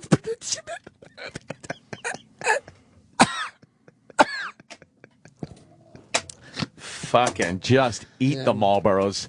Just eat them. Just eat shit at this point. Is she definitely doing TV today, though? If she cancels TV, then maybe she's for real. Oh, It's not definite, but I have to cancel TV. I have the flu, Jimmy. I have the flu. I was like, I wanted to do promotion. I want to come on your shit, but I can't. There's big actors who came in here, like Will Ferrell. He felt like shit, but he powered through. So what do you think that's about? Probably her tummy hurt, and she goes, "I just don't want to do anything." Period. else." Period. You think it's a period? Could be period blood. I don't know. Wait, they just don't want to do certain press. That's all. When I'm on the road doing press, sometimes I don't want to do it, but I have to. I just learned that she's VH1 not- has a live show on now. A live morning show every morning? How many people could possibly be watching that? VH1. Plus, they do it like in the hallway. It's like weird shit. Another dumb fucking publicist who thinks TV is better because it's TV. They're just uneducated dummies. So that's why we're waiting for this morning to see if she did do it. Then go back on our internet, see we know the 2 shows she's supposed to do. And what time is she supposed to do VH1? See, or the first company time? should make 11. these publicists suffer. I don't They give a care. absolutely should You hit lied back. to us, so give a fuck care. you. Ross does. No. Ross does fight back? Ross Oh, good. fights back, Good for yeah. Ross. Does he? Oh, yeah, Ross gets pissed. He's like, fuck you and your next fucking project. Oh, good for him. Yeah, Ross is a pit bull in that one. I do have to give it to him. Good. Wow, what TV is she doing? VH1, and what's the other one? What was that sound? I'll find out the other name. The first stop, I think it's either at 10:30 or 11 a.m. is VH1. Oh, well, it's not while we're on? Oh, no, that is after. Oh, she just doesn't want to get up early. So she had plenty of time to come So- in I'm and do hungover. her I show. can't get up. She just doesn't want to get up early. I can't get up this early, guys. Oh my God. Well, she's Tara Reid on Twitter. She tweets everything, too. If she had the flu, she would tweet. Feeling a little sick, everyone. Feeling a little sick, guys. Oh, shit. She needs all the help she could get. I mean, this is her biggest vehicle in a long time. A long time, and I would imagine she doesn't have a lot of projects after It's not a that. vehicle. It's a movie, stupid. Did you get it? What does she look like these days? Not bad. Not bad. How can we find out? She looks very... Computer? Shake the monitor. This is the worst computers in the world in this company. Why don't you... Why don't they fix our computers? They just need new computers. What's the matter? Fix it. Do your duty. Oh, Are boy. you talking to the computer or Sam, Edgar? Sam, why don't you Oh, see. Look, Google it? there's an ad for American Reunion right in the side of the... Quiet, Anthony. Oh, I'm sorry, bite ya. Edgar. Sorry, Edgar. Do you bite people with those dry teeth? Dry teeth. No, I don't. Sometimes when I kiss, my lips get stuck to someone's cheek. Ugh. They're dry. Oh, my God. Shut up, Roland. Roland. Okay. Don't So like Roland. their morning show starts at 10. 10. So it's 10 in the from 10 morning? to 11. What a dumb time to start a morning show. Horrible. Yeah, but that's better to do than this That's show. so That's got a stupid. lot. It's a lot better than satellite radio. Oh, yeah. What Yeah. fucking dummies! Yes, Oh, they are. wow. Is that dumb? I have developed such a fucking hatred for publicists. Of course. Because most of them are absolutely incompetent. Like, some of them are great at damage control.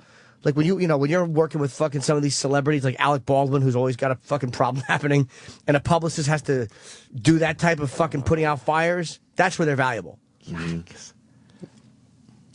Something happened. Fucking lick that pussy. Oh, God. Fucking lick that ass. That's not bad, eh? He's doing that line No, tonight. it's not that weird. bad. He's doing that Goes line. straight down. Tonight. Tara Reid really is a hipless dummy. Yeah, she stinks. She has no hips to speak of. Yeah. It goes straight down. Carson's mom wouldn't let her, let him marry her. She's like that Asian kid with the fireworks in Doc Ock's apartment in Boogie Nights. Carson Daly, right? Yeah, very his slender. mom said, for the love of God, do not marry her. Really? And she started, his mom, and broke down crying. Oh, right. They were an item. Carson Daly's mom? Yeah. Carson Daly and Tara Reid were the little Hollywood couple for a while, huh? His mom got all fucking... Mm-hmm. Why are you fucking telling tales out of school? He's fucking had it. He's way you more done? honesty than he's ever been. Roland doesn't give a turkey. Roland, well, your friend Carson probably doesn't want that info out that his mommy told him not to marry fucking don't Tara. care. Yeah, that's mommy shit. That's mommy stuff. You don't fucking give mommy information out. Roland Send me a check for the other stuff so I won't get out. Oh, shit. Oh, the other stuff is probably good, right? Oh, yeah. Gay sex in the dressing rooms? No gay oh, sex. well, you said it. Oh, wait, I said it. Shit. Roland, you are pissed. Dillagaff. You are pissed off. Roland is pissed. I don't know what. Blame Roland. These fucking flaky, dumb publicists. Yeah, we went from having the whole cast of American Reunion to Eugene Levy yesterday. What happened? What a voice he has, by the way. His voice is awesome. When you listen to him talk, he has an amazing voice. Yeah, yeah. On the radio. And then when I was sleeping last night, I just heard you guys. Where's everybody else? I'm like, Oh, boy. And what's his name was good when he came in. Sean William Scott's great. He's always good on yeah, the he show, wanted to yeah. come in, but he signed to a project. No, he's fine. He's we a like friend of the Sean show. William Scott. He's not a dick. Fuck Tara Reid, though. Well, I don't give a fuck if she comes in or not. We got Clint Hill today. He's all I care about today. All right, Secret Service guy Fucking- for I don't give a Jackie fuck about Kennedy. her. Yeah. He's the guy that was on the back of the limo. Yeah. In the Zapruder film, the guy. Clint Hill was 5 feet behind when Kennedy got shot. He jumped on the back hood or whatever. He jumped The on trunk. the back hood. He's Kept the guy Jackie that from sliding off the But trunk. that's not why. No, she was reaching out for because he talks about that. He'll talk about it. But he got Kennedy's brains on him. Oh, my God. And missed. Like he got Kennedy's fucking blood and brains Wow. on him. And you pushed the brains. You saved the brains too. Well, she got part of it, yeah. Oh, but he was God. said there's a photo of him riding to Parkland Memorial on the back of the fucking car, holding on, and he's covering Jackie. That was what he did. I wonder if he ever, at any point during that ride, felt like going, wee! Probably not. All right. It's a viable question. He said at one point he was doing 80 miles an hour. He's afraid. He said he turned and his fucking sunglasses flew off. Oh, he was worried about flying off the car. Oh, jeez. What was he holding on to? They had like these. At one Handles? point they had handles on the back, but JFK didn't like guys on the back of his car. So there's a photo of him squatting as they came around. I think before Elm Street, squatting to be behind Miss Kennedy on the running boards. Wow. And then there was he held on to. I don't know what he held on to when they were actually speeding to Parkland Memorial. Just having his fucking fingertips in the little seam for the Hey, trunk. dude, he said he had every ounce of strength. Man. And he said when those guys drove, the fucking follow car was 5 feet or less behind the lead car. 5 feet or less at all times. He just got run over. Oh, he was and a his dead name, man. his name wouldn't have even made the news. He's the most famous of all of them, Clint Hill, for some reason. Yeah. I guess because in the Zapruder film, 'Cause he's the guy, yeah. He's that guy who's running and jumping on the back of that car. How old a gentleman is he these days? I'm going to guess in his 80s. Yeah, he's got to be up there, huh? He's on the NBC News last night. Oh, He's yeah? a fucking. Is he sharp as a tack, or is he Yeah, and when he tells a story, he gets really emotional because he flushes back. Dude, he worked for 5 presidents. That could be awkward. Why emotional? It's been 50 years. Get over it. Because he saved. Oh. A Secret Service agent with 2 bad knees. right. He's the one that lifted Kennedy's body out of the car too. Well, really? He helped, yeah. I don't know if he did. I think he covered his jacket. Awkward He too. put his jacket over JFK because she wouldn't. She was just holding on to him. Whoa. And it's weird when you hear these guys talk because they humanize the assassination, which was so Right. fucking. Zapruder film is just the Zapruder film. Yeah. It's just this thing we watch.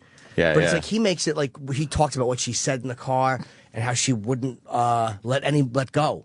And then he realized she didn't want anybody to see her husband's fucking bashed up, so he put his jacket over and then she. I hear the publicist says he's not to mention anything about the Kennedy Yeah, assassination. we can only talk about his time in Greece after. Yes. But it's fucking. I read the first chapter. We only got the book yesterday, and I was writing for Hannity, and then I read like the last 4, which was the assassination and the epilogue and post Right to the White good House. parts. Well, yeah, but I want to read the other stuff because I already knew the assassination Yeah, stuff. yeah. I actually want to read the rest of the book. Mm. But she was apparently an amazing fucking woman, Jackie. I never appreciated her when she was alive.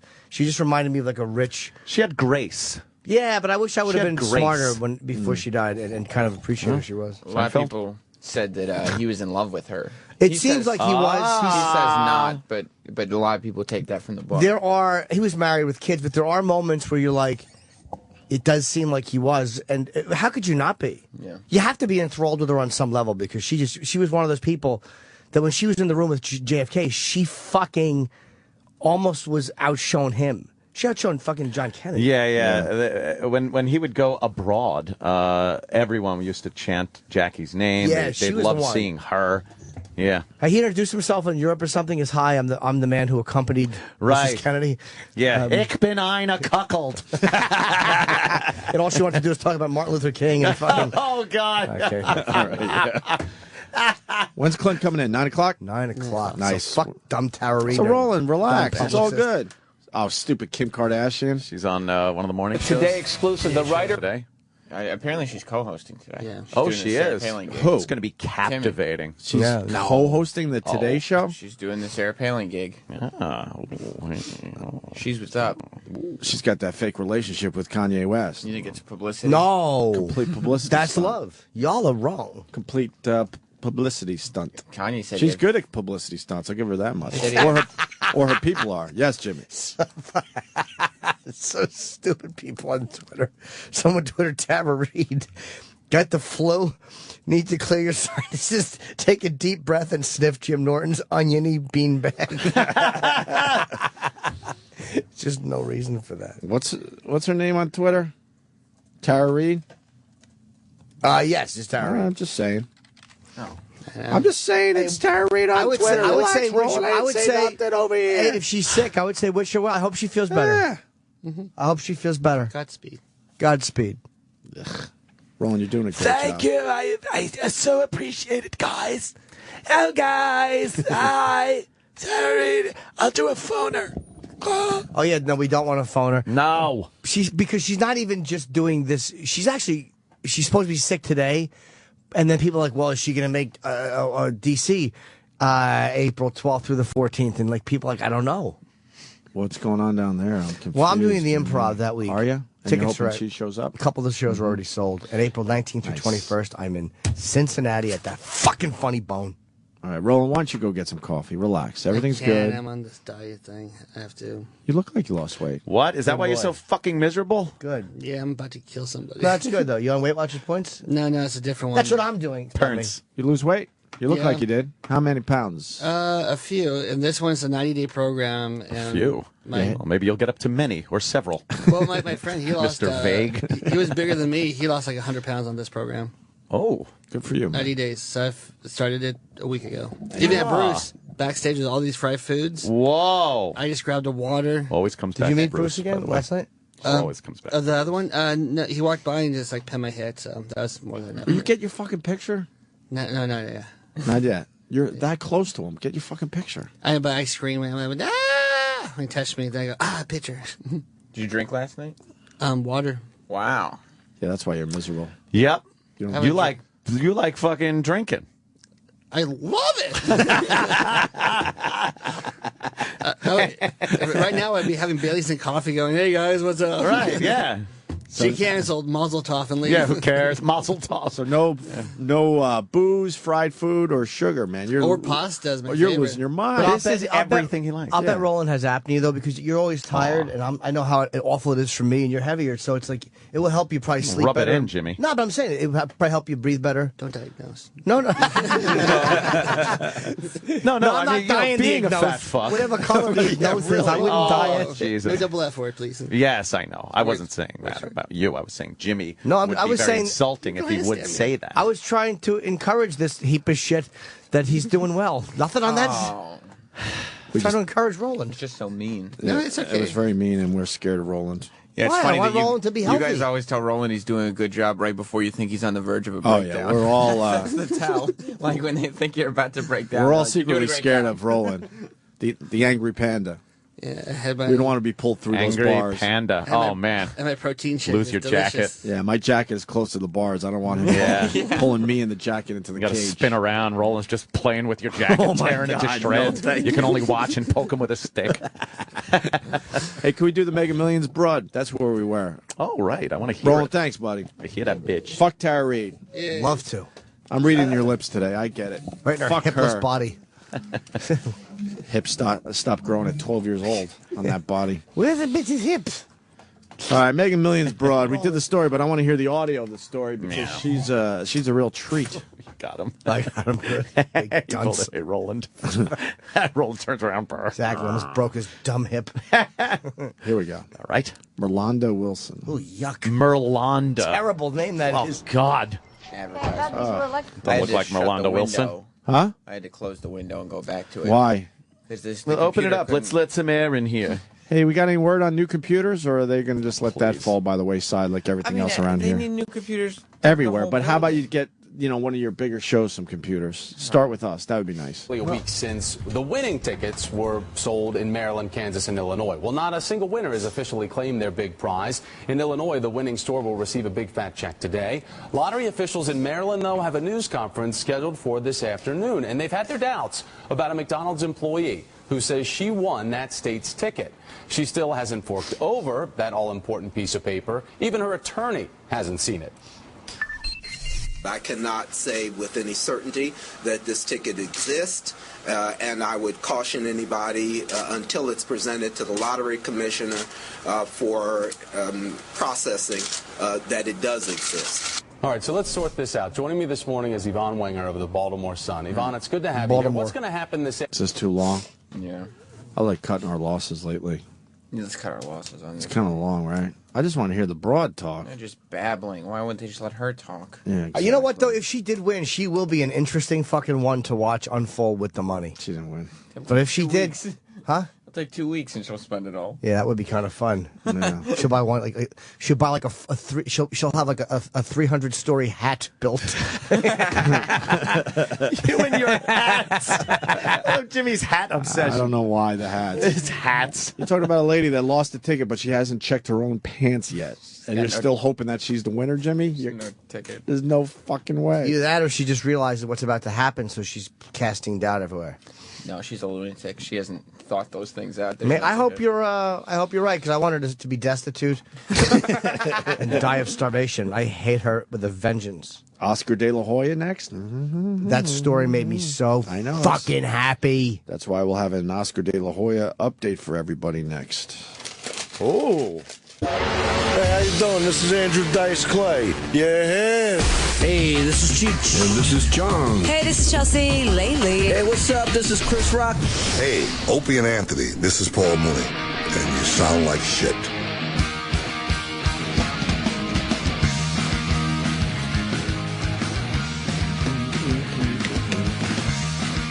Oscar De La Hoya scores win. How happy did this make you? Excuse me, an alleged hooker's sex romp suit. Yeah, absolutely, man. So great, man. What happened? She, I guess, I don't even know what she alleged. It was something like he forced her to stay. She's a high-priced escort. Oh, In the suite. At the Plaza, I think it happened. Right. And The Plaza. I don't know exactly what the thing was, but she was accusing him of not letting her leave or some bullshit. Accused him in a $5 million lawsuit. $5 million she wanted from Oscar for taking advantage of her during a drug-fueled sex romp. I love drug fuel. Yeah. It's great. Yeah. Drug fueled. Cheaper than gas these days. Picture a gas pump with just pills coming out of it. It's drug fueled. In a devastating 1-2 punch, Manhattan Supreme Court Justice Paul Wooten found Angelica's tale of being imprisoned by the Olympic gold medalist frivolous, throwing her suit out and ordering her to pay a $500 fine. Get a new suit? And the boxer's legal fees. Oh, I get it. That's a big one, because Oscar does not use a fucking $200 an hour lawyer. What joke did I miss? What happened? Oh, nothing, Chip. It was a good one. Oh, God. Something about a suit. Yeah. Dan had a good one. What did he say? What did I say? They said that they threw her suit out, and I said she's going to have to get a new suit. Not that kind of suit. That's a stupid joke. Chip, it's not funny. How come you get that? It's a joke. God, Chip. I would have said suit. What is she, a hearts, clubs, aces, diamonds, or other things? Well, that's good, too. That works. Wooten found the case was completely without merit in the law and said the suit was fashioned simply to harass or maliciously injure the troubled fighter. Kurt, I had it first, you asshole. What happened? What happened? I have to tell my jokes a minute after I say them. De La Hoya's lawyer contended her fears were ridiculous. De La Hoya lawyer. Because his client's touching of plaintiff, a prostitute, in the context of a night of sexual activity cannot be deemed offensive. Oh. So bravo. She was just looking for a little fame and a little payday. Fuck her. I'm just so happy he won. I don't know what the merits of her allegations are. My opinion would be that it would be bullshit. And I'm just so fucking happy that the judge said pay his legal fees. Because Oscar has a fucking big gun lawyer. Yeah. Yeah. The judge realized that De La Hoya never threatened her with force, and he said, the judge here, he was slapping them with the fine and the legal fees because frivolous and baseless allegations will not be tolerated by this court. Great. We need more of that.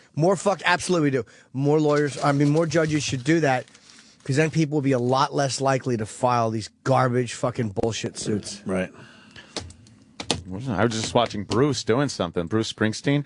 They showed him at the show, and there was a young fan that he brought up on stage. I don't know what that's all about. I'm sure Roland knows. But do you think Roland would be happy to be brought up on stage and sing along? Oh, he would love it. Dancing in the dark? Even if we're just dancing in the dark. He does the fucking Courtney Cox dance. Yeah.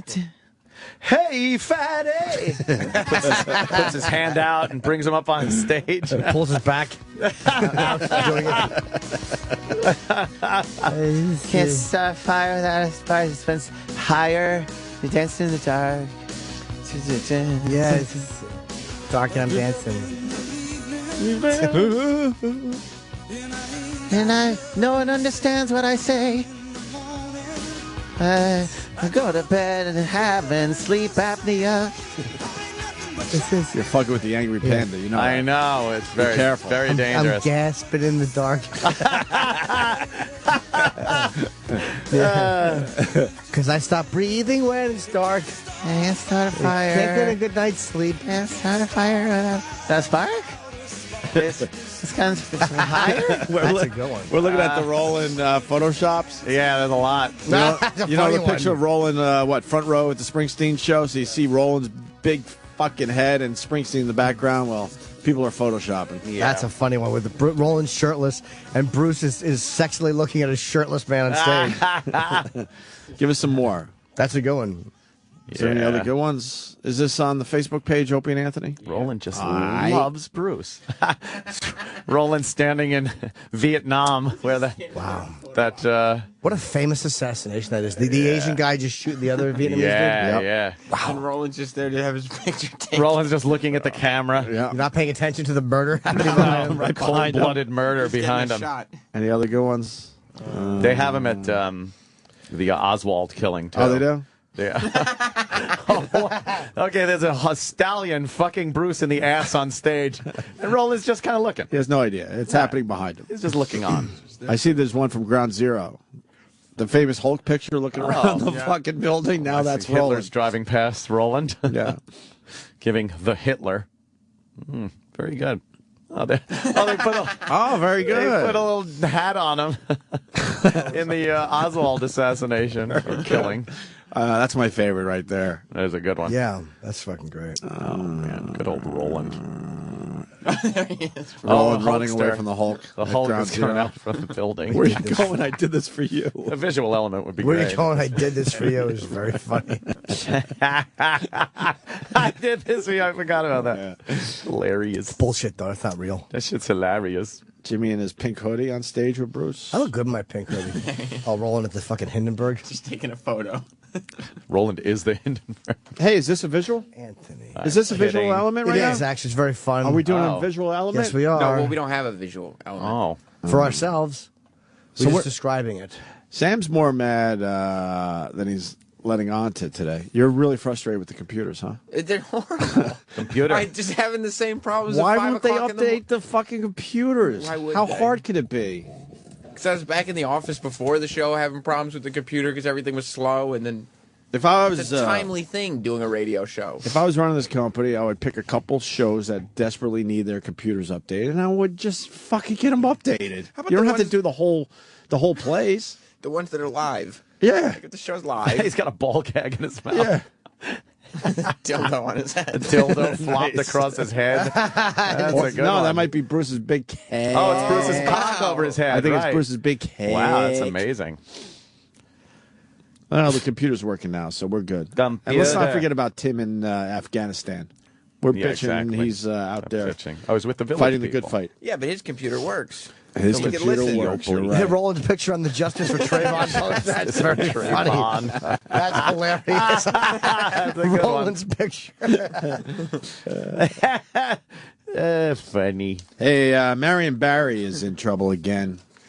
Oh, no. I love We it. had Marion Barry on our show. Marion Barry. Remember? And the Yes. publicist was all nervous. We only got to talk to her for a couple minutes real quickly.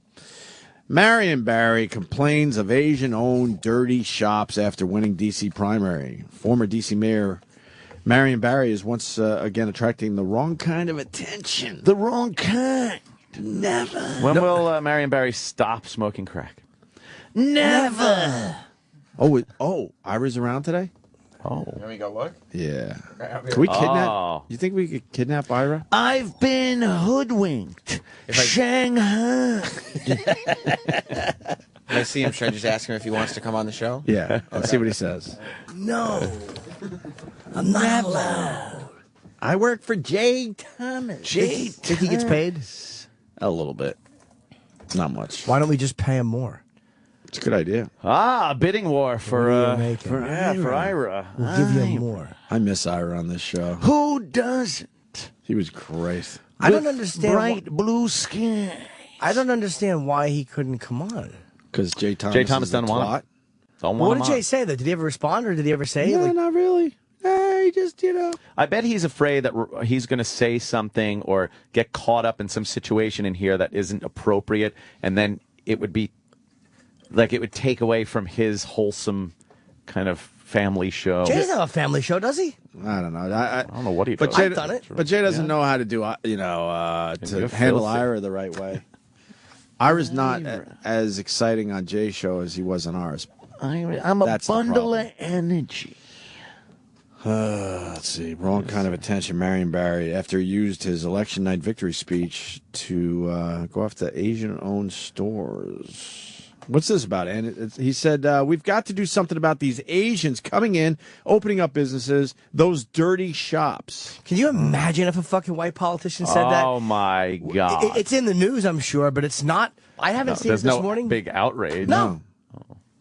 Barry went on to say they ought to go. I'll just say that right now, Wow. But we need African-American business people to be able to take their places, too. Well, that's always been the sticky wicket, hasn't it? So what's the Getting problem with this? Black-owned businesses in black communities.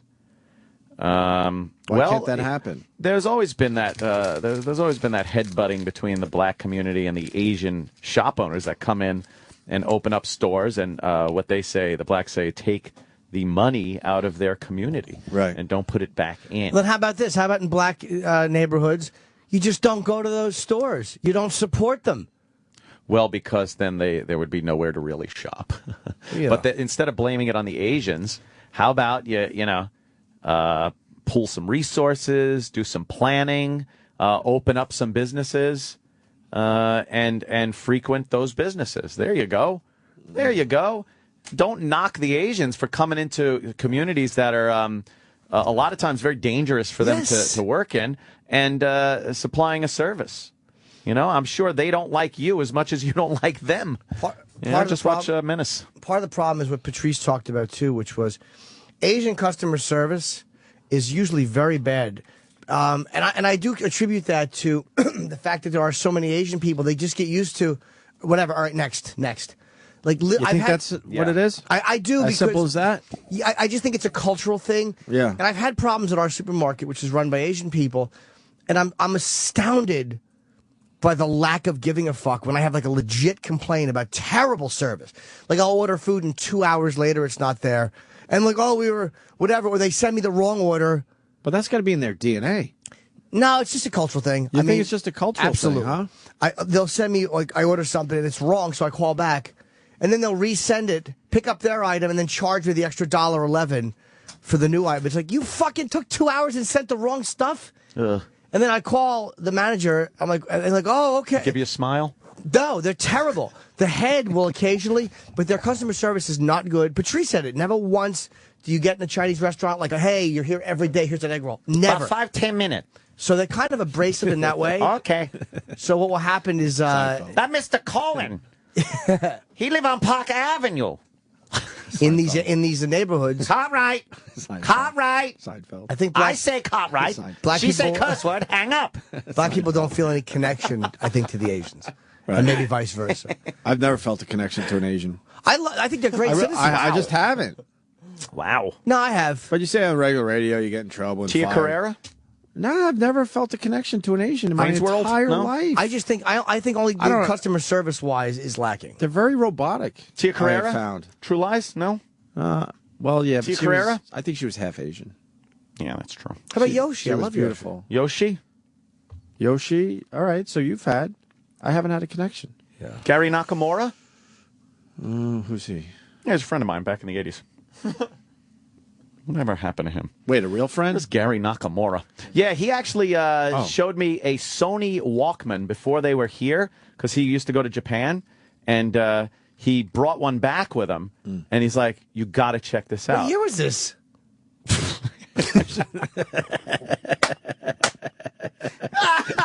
I know.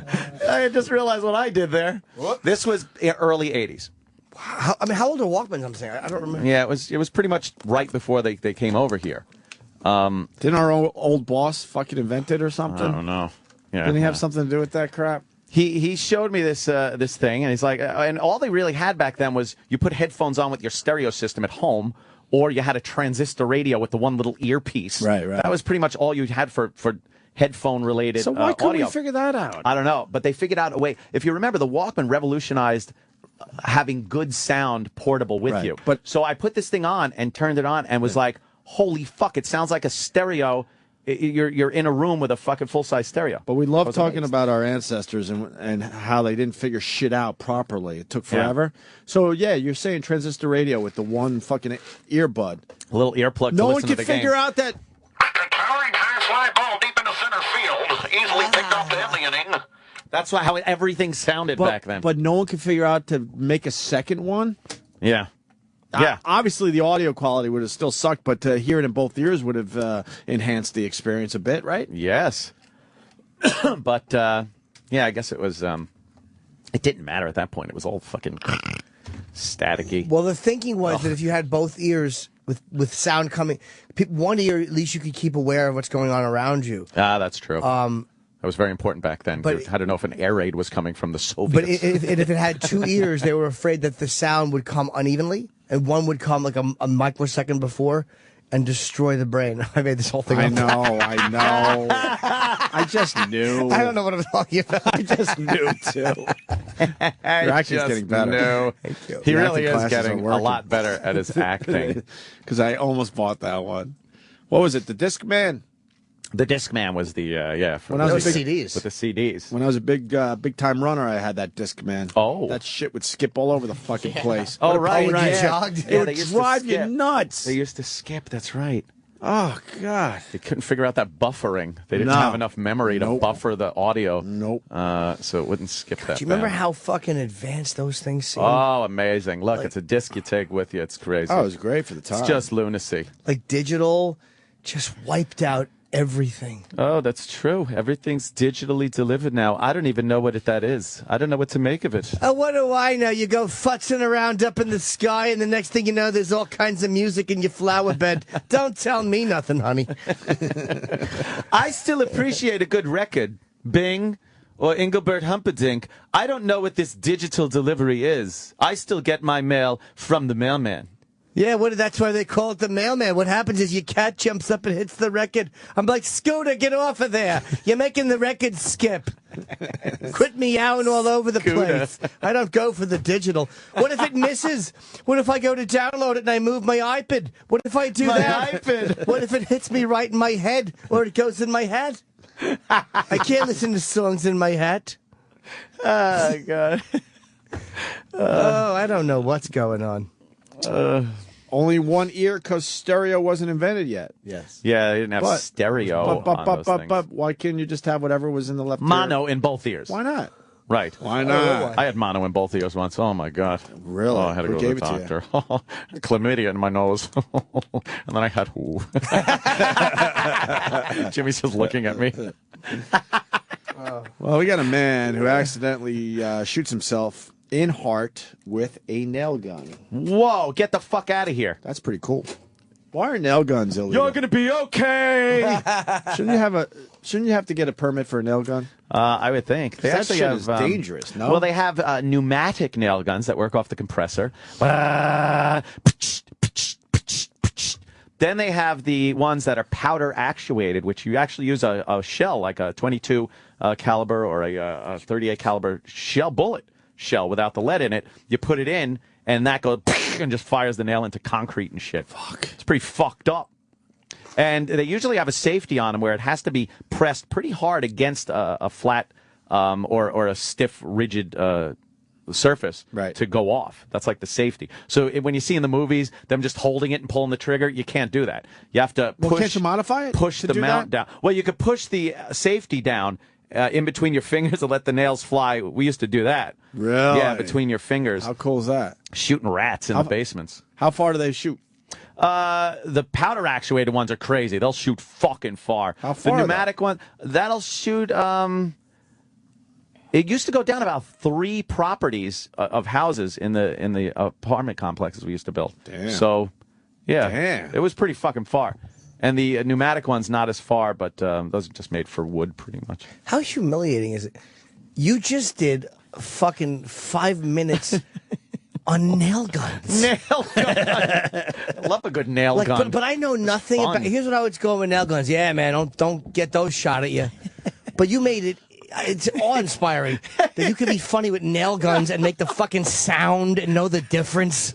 I know nothing about them. I'd have to get a hooker in there quick. But I mean, I was on many job sites. yeah, and back no in shit. the But this days. one, still I amazing. mean, that's something he fucking knows way. It's still it's just way boggles too my close. mind. Dave, what's up?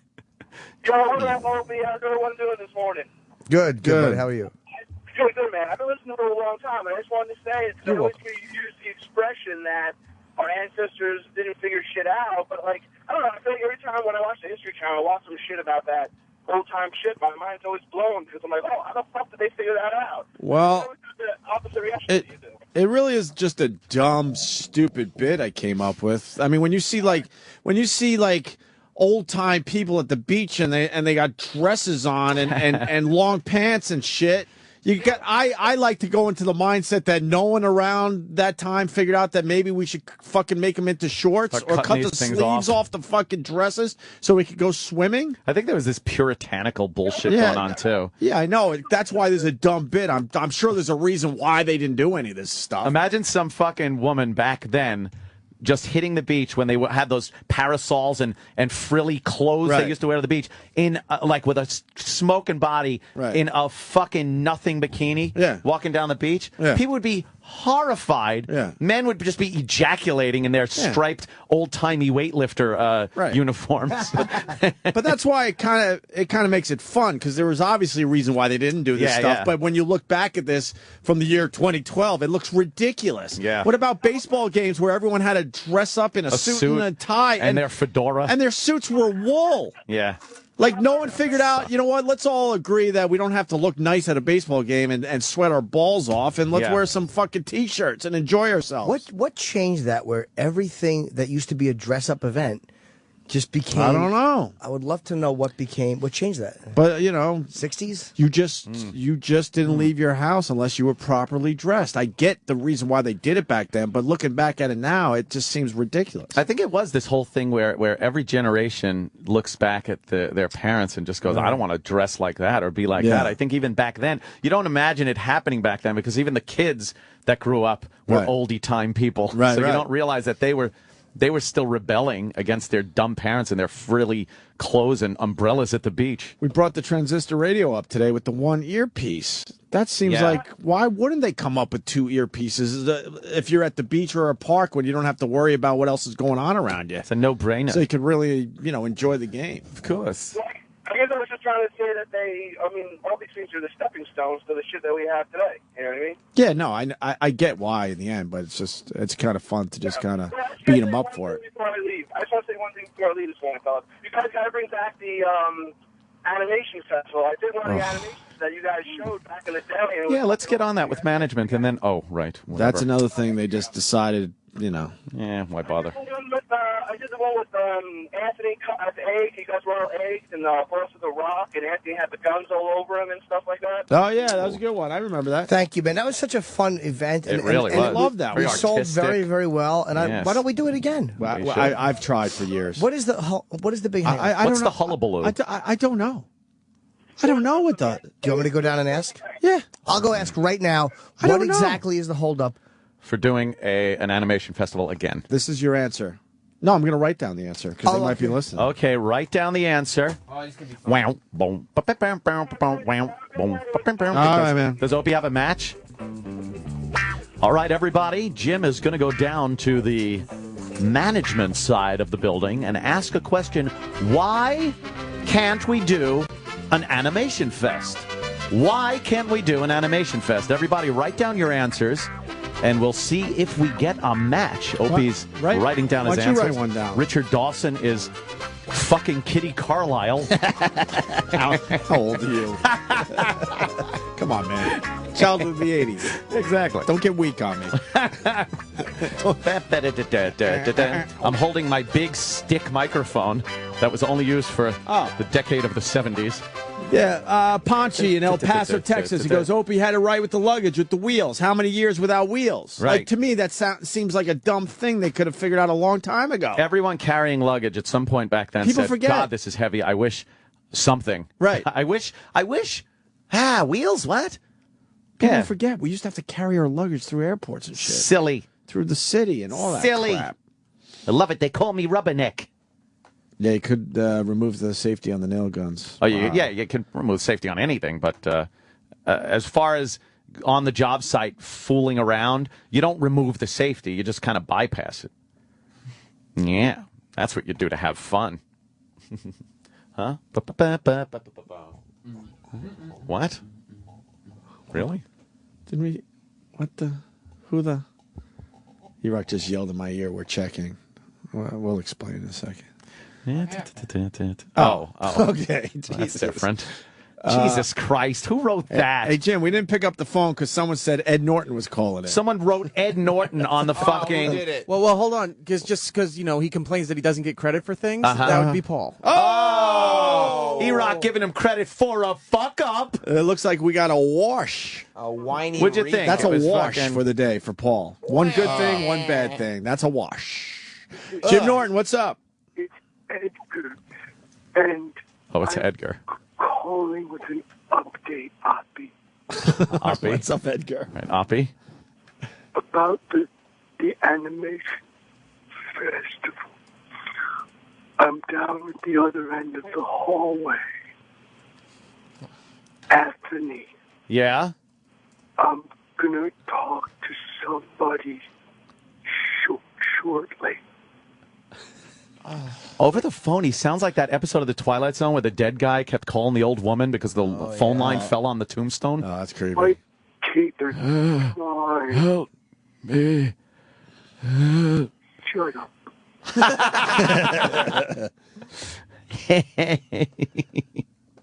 Are the bosses? Oh, wait. That was the update. Oh. That he's going to talk to somebody? Oh, that he's going to talk to somebody. Oh, that means no one's here, huh? They're not here today. I've seen guys nail their feet to the floor with the nail guns. It's very funny, Jaster. You can use a big gulp cup to do that phone sound. Help me. He goes, big gulp cup use number 43. Well, we're waiting for Jim Norton to get the update And on to the piss in, animation which is festival, what I think he meant. which we've wanted to do. We've wanted to do a second one for many years. Yeah. Clint Hill is going to be in studio at 9 o'clock. He's the Secret Service agent that was on the back of the Kennedy limo right after the assassination. Correct. Yeah. Do we wait for Jimmy or take a break? I got to piss like a racehorse. Oh, fuck. We'll take a break. See what Jimmy found out about the animation festival. I got pissed like you read about in Omni. Oh, shit. Yeah. Omni. Remember Omni magazine? What the fuck is going on with me today? I just keep going back in time with every reference. I used to like Omni magazine. Omni was cool. What? Who used to, who was head of that? Was that Bob Guccione?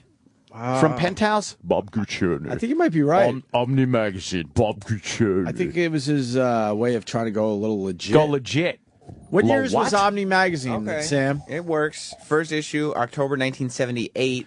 The last issue was winter of 1995. 95 it went up to? With an internet version lasting until 1998. So this still counts for child of the 80s. Omni Yes. was good. I don't remember anything I read, but I remember liked Omni. it at the time. It was all very much about space and fucking science, Technology. and shit like that. Crazy shit they were working on. Yeah. I would love to get some back issues and see if what it the came fuck, true? see what they thought in the 80s and what was going to happen in the future. I love those things about, especially the year 2000, which was so iconic as far as a date goes. And, So let's find a magazine. What year you want to go with? Well, look at the covers. They were all very the covers were mysterious. cool. Bob Guccione. Love, work, and play in the 21st century. That's perfect. Wow, that is perfect. Can we read it? I mean, I don't Open know up a the full page. issue. Go Open ahead. up a page. Open a page. Open up a page. The cover's right there. Come on, Who's let's that? go. Well, that's Life magazine. What the fuck is going on? Picture of a magazine. It doesn't mean we can read it. Flip it open. Flip it No, open. it doesn't- Or at it's least right tell us there. what's in it. What's wrong with you? Oh, It doesn't tell us what's in it? no, it's the cover. Well, do something. You don't have control over that. Get an e-reader. Do something. I don't know if Omni magazine is on the iPod yet. Oh, just do something, please. iPad. There's the cover. How do we find out what's in these issues? Because that would, Ant's right, it would be cool to see if any of this shit came true. Or if we were wasting our time back then. Come on, do something. Come on, do something. Maybe you got to scroll your finger across it. All right, I'm going to break. And then we got the nail gun story. Guy takes a nail gun right to the fucking heart. That's fucked up right there, I yo. have no idea if he lived or not. We're going to find out next. Chop, chop. Sirius XM. The Opie and Anthony Show.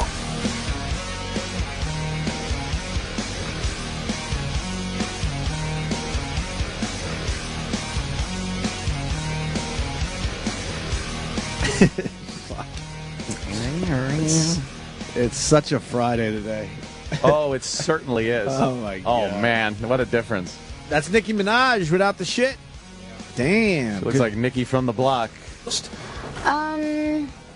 Well, I don't really know Gaga, but as far as Madonna, I've had the pleasure, of working with her, obviously, and Obviously? I No, feel like not obviously. she's I didn't really changed and reinvented not only herself but pop culture. What inspires me about Madonna is that she's able to balance all of this with her. How does she have fans, man? Yeah, she's a twat. Catchy songs. Catchy songs. Yeah, She's on the Today Show. Nicki Minaj. Nicki Minaj. Nicki Minaj. What? Starship. Or Starships is her single. I don't know that. It's big right now. And you don't have to play it, Rock. We don't care. Oh. Why do you always say no? E-Rock was ready to go, I bet. Of course he was. We did our dance party. Yeah. One dance party a week. Oh, please. Oh, no, I think today is. There's no way I'm bouncing in this fucking chair again. We're not doing a dance party. No, To a dance you're gonna party. Listen to this song. No, we're not Listen to doing it. Just listen to We're it. not going to do it today. Oh, shit. You can't help it. Oh, wait a minute. It's a little catchy, though. You feeling a little bit? Wait till it gets in. There it goes. There we go.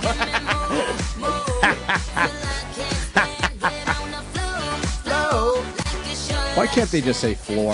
Mo, because it It's doesn't rhyme with more. Mo. It's more. Ah, shit. Troy's in studio. Troy Kwan. What's up, Troy Kwan? We're talking about a woman. He's probably here to bash her. No, I'll tell you why Nicki Minaj is cool. And she comes across stupid. But she does pop songs like this, but then she'll get down on like a total gangster rap track.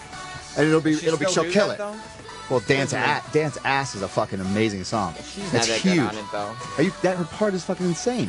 Troy, could you leave the fucking mirror back by your studio? You got to bring it with you everywhere. My mirror? Yeah, you fucking walk around with that mirror just looking at yourself all the time. It's embarrassing. You are looking better today, though. Yeah, you are. The swelling's Looking coming. better, sounding better. The swelling's going down. Dude, I'm sleeping better than I've ever slept in my life. Really? The sexual tension between you and Francine yesterday, it was palpable. Yeah. Fuck that twat. You I two, love Francine. You don't like her? You two are going to end up together. You two are going to end up together. I don't even know what happened. Oh, my Half God. the listeners don't know what happened. What Francine happened? They should listen to the after show. Well, it's I kind was of a busy. running storyline because is it? they had a little tiff a while ago. A picture trade? No. Oh, a tiff. I know that. Yes. Yes. E-Rock, did you hear E-Rock blurt that out? Or was it just me? What happened? No. E-Rock just blurted out, "That was funny," in my ear. Oh, good. Oh, he picked Some who he talks to? validation. What a Some weirdo. validation I'm for sorry. Jimmy. I'm sorry. He's a Okay. dork. No, they had a little run-in because Francine once came in here and sat on Troy's lap and did her little act, that she does to Sexy. get guys to like her and want to have sex with her. Which and works. Troy was having no fucking part of it. He's like, fuck this guy. I'm not fucking buying into your shit. And she obviously took it personally. And they've had this kind of little thing going on ever since. And then yesterday, she called up the shit show, after show. I'm sorry, the shit after show. Shit show. You listen to it a lot because this is an after show storyline. You know what? I want something that's more aggravating than the traffic I'm sitting in. So I listen to your fuck-ass show. Oh. And that was a compliment. Yeah. It was? Put it in the promo. Was Yeah, it? That was a good one. Oh. And so yesterday she called up and started talking about Troy and the fact that since he didn't want to fuck her, that Troy must be gay. It's the only reason a guy would want to have sex with her and hang out with her is they have to be gay. Maybe. Because any guy would want to fuck her. And Troy's like, no, fuck you. You're just an annoying twat. I mean, after that whole thing, I felt bad because she seems borderline retarded. Borderline? Right? I mean, she's not a bobo because you can speak with her, No but one's a bobo. she's not far off. She just doesn't understand it. She's about 30 years old. She just doesn't understand that guys just want to take semen out of their fucking balls and release it. Jeez. And they will say whatever they have to say My goodness. to use your fucking hole to do that. Troy, don't lump us all into your sick, twisted fucking mentality. No, but we're all guys here. We completely understand what's going on. That we've all said bullshit to girls so we could use their orifices to dump our fucking load. Is that all you do? That's terrible. Dump loads? That must be what good-looking guys do. Sounds like a lonely life. Like doesn't it? instead of actually maybe carrying on a conversation, having a little fun. Would you really, with that girl, would you take her out, have a conversation, take her out to dinner, take her out to a movie, to fuck her? No, she's black. I would for Francine, but she fucking drinks too much. That's why she would freak me out. But she's fucking She drinks too stupid. much? Come. Yeah, Oh, I didn't she's know that. sexy. She turns me on though. But you can't like what's past her looks and her hole.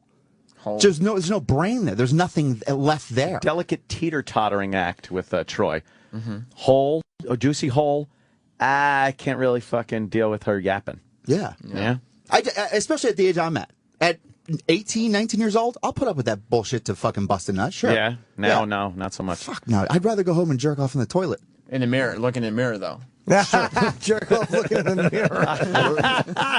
I'd rather do that than fuck that dumb Shuts his eyes and fantasizes about himself. Lucky me, lucky me. Oh my God! You guys deserve this. You guys, you deserve this. You guys started a shitstorm with this. I'm gonna jerk off to myself. I'm gonna squeeze my balls and think of me. I hope to God I do not come across like a pompous asshole like that to you guys. Don't worry about it. Hope I'm not a pompous ass. Yeah. Oh, that's the picture right there. No, that's the pompous shot. asshole at all. No, I've explained this. And Anthony, Is that a model shot? Anthony, you've been in bands. Yeah. Right? Oh, yeah. Okay, you've done promotional shots, Oh, right? I certainly have. Okay, so when you're selling an image, you don't want to just stand against a blank screen and just look like a bunch of. What are you fucking selling there, though? Yeah, what are image you you're selling besides Yeah, a what's hard the sell cock? there? I DJ. They use these photos for promotional uses. Yeah. So if am I gonna look like a fucking slob standing in a photo for a? No, it's very artistic. It's black and white. It's kind of almost a fisheye lens thing going. It's a very stylish photo of you. Sexy is the word I'm looking for. Can I You're go right. with the promotional shot thing, though? Sure.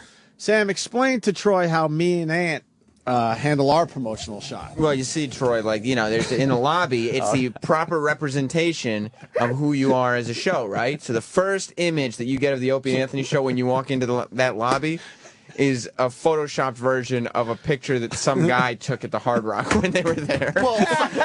Really well thought out. And let the record show that SiriusXM begged us to do a photo shoot. Will you please And we let- said no.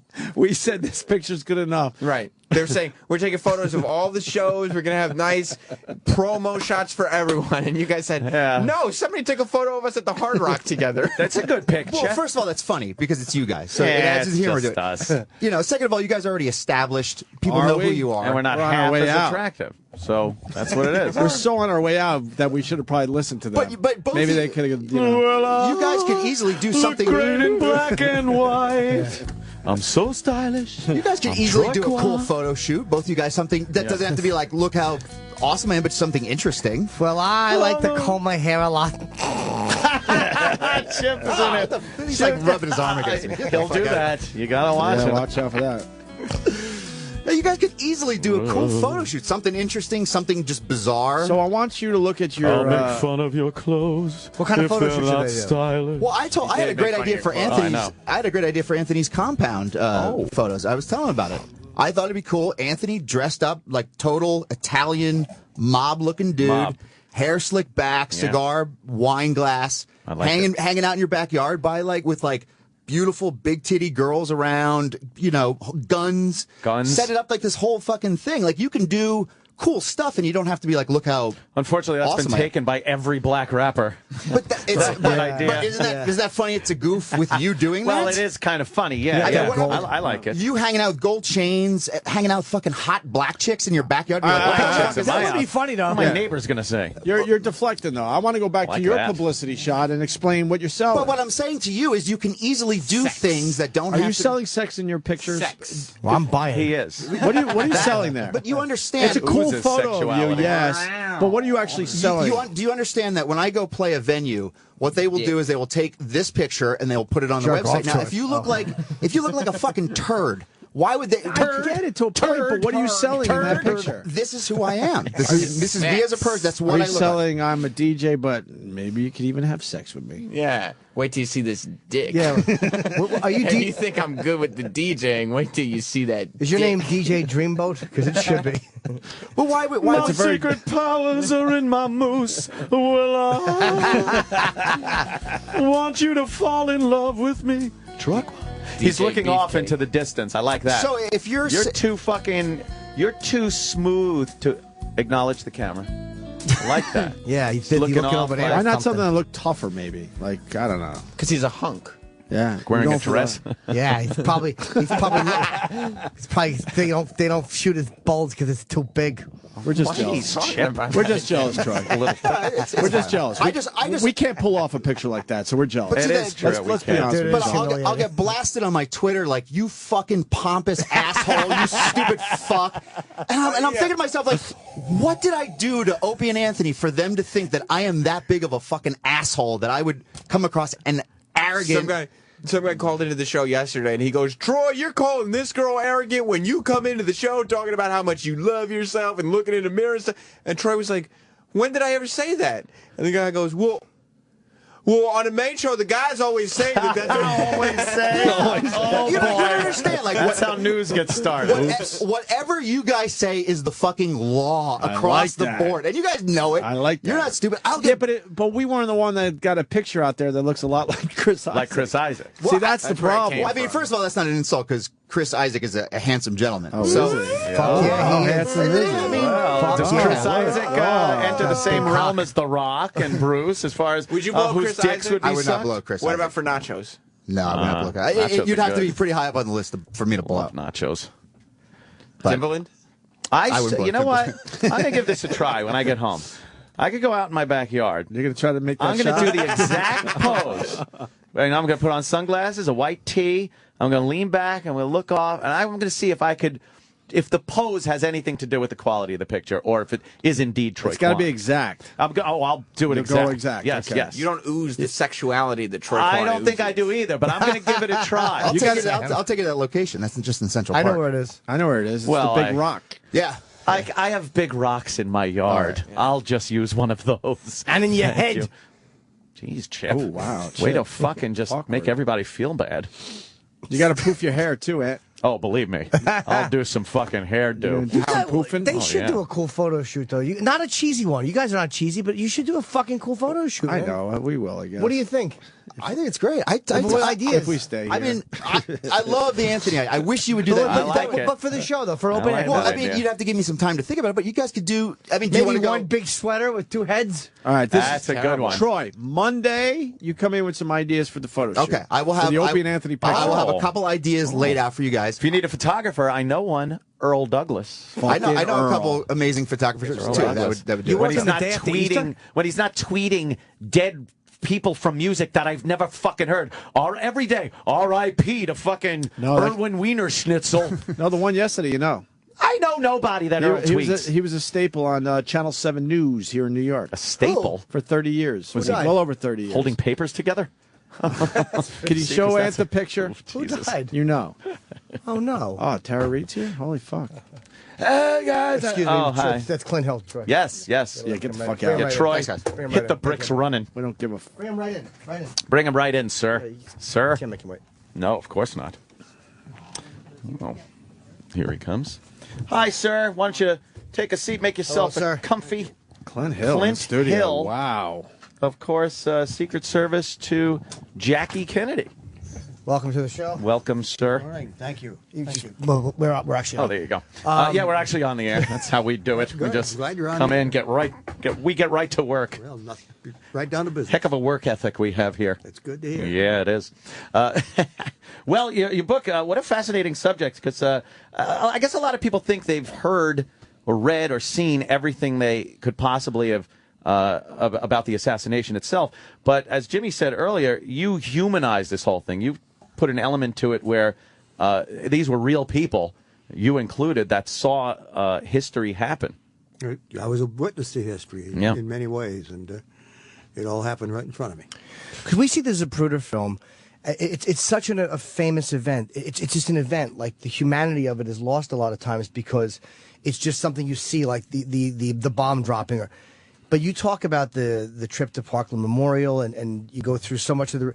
Can I go back to when you first got assigned to Jacqueline Kennedy? You didn't see that as necessarily a good thing. No, I wanted to be with the president. I'd been with President Eisenhower, and we'd been all over Europe and South America and Southeast Asia, and I had witnessed what previous first ladies had done, which meant going to tea parties in the afternoon, fashion shows, things of that nature. And I didn't want any part of that. I wanted to be where the action was, and that was with the president. So when I got the assignment and went to meet her, I wasn't enthusiastic about it. And she wasn't enthusiastic about my being there because she didn't like the idea of somebody being with her 24 hours a day the rest of her life.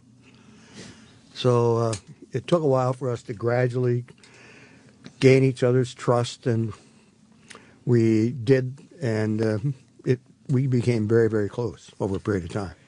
And What was your first indication that this was going to be a different detail than Eisenhower?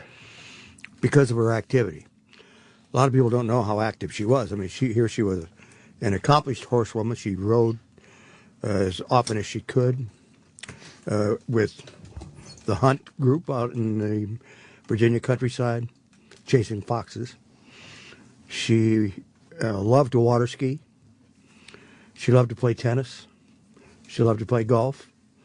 And if she wasn't doing that, she'd be walking. And she was very, very active. Well, previous first ladies had never been active like this. So that was the first hint that, this was going to be different. Wow, yeah. And then she decided that she was going to spend a lot of time away from the White House. They leased a place in the country in Middleburg, Virginia, and we went there almost every weekend while we were in the Washington area. If we weren't doing that, we were up to and from New York. And then they had a regular routine in the Kennedy family. They would go to Hyannisport for the 4th of July, for Labor Day, for Thanksgiving, Palm Beach, Florida for Christmas, New Year's, and Easter. And then she also liked to go to Europe and to cruise on the Mediterranean. So it was going to be really an active and interesting experience, and it was. And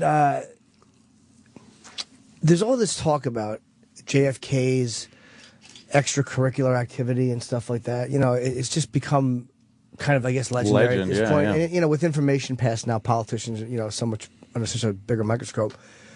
Was she aware of that? I mean, because I've heard different things that she knew and that she didn't know, or was it just something that it didn't seem to be noticed? Well, she and I never discussed it. Oh, of course. I heard the rumors. She heard the rumors, obviously. But it was never a matter of discussion between us, and I never discussed it with any other agents, so I really didn't know anything about that. So there wasn't this, you guys would get together and kind of start telling tales, huh? No. Not at all. There was I read too, and again, it's not that you just want to harp on the assassination, but it is, you know, it's an amazing piece of history. And absolutely. What I read your account of it was interesting because you said that you thought, because we've always thought that the first shot skips, hits James Tague in the cheek, and then the second shot goes through the back of the throat, and then the third shot is the final shot. But you said you thought the first shot actually hit him, and you didn't hear the second shot. That's right. First shot hit him in the middle of the back, way up at the neckline, and came out through the throat. Actually, would not have been a fatal wound. Second shot did not hit him. And Mrs. Connolly, who was sitting next to her husband, was the best judge of that. She said the second shot's the shot that hit her husband. Wow. That is where the magic bullet theory comes in, which I don't believe in either. That's part that was actually two bullets then. Well, what they assumed was one magic bullet was actually two shots. Okay. This was that at that time the attorney was Warren Spector, I think his name was Arnold Spector. Arnold Spector, and that was his theory that this bullet did all these dips and turns and did all this damage. You don't buy that subscribe one, to that, no. Yeah. We had another agent say that too. That he thought. Remember, who wrote a book recently, and he called in and he said that he thought that the first bullet actually struck. Well, I'm sure it did because that's why I reacted. Did you know immediately what it was? You didn't think it was a car backfiring, or were you not sure? I wasn't sure exactly what it was. I heard the explosive noise, but when I saw him react, then I realized that something had happened, and I jumped and ran. And when I was running was the second shot. Apparently, I didn't even hear it. How big of a threat were you expecting, knowing that now in hindsight it's kind of hard to assess that, but at the time we hear about that there was kind of this threat that it might be dangerous for him to go to Dallas. Were you aware of this? We didn't. There wasn't a thought that it was any more dangerous to go into Dallas than any other place in the South at that time. Mm-hmm. We had really no intelligence information that would indicate there was going to be a problem. We knew that the ambassador to the United Nations, Adlai Stevenson, had been in Dallas, and that had not received a warm reception, had been spit on and things of that nature. Yeah. We knew that there was a general who was retired living in Dallas named Walker, sitting in his office one day, and somebody shot at him. Missed, but the bullet lodged in the paneling behind his head. Didn't they say that was Oswald that actually did that? That's what it turned out to be. It came out, they pulled the slug out of the paneling, and when they got Oswald's rifle from the 6th floor where he had hidden it near the stairway, and they checked it ballistically. It was that bullet was fired from the same gun. Wow. And you know, because you were right there, you heard the shot come from behind you, from my right rear.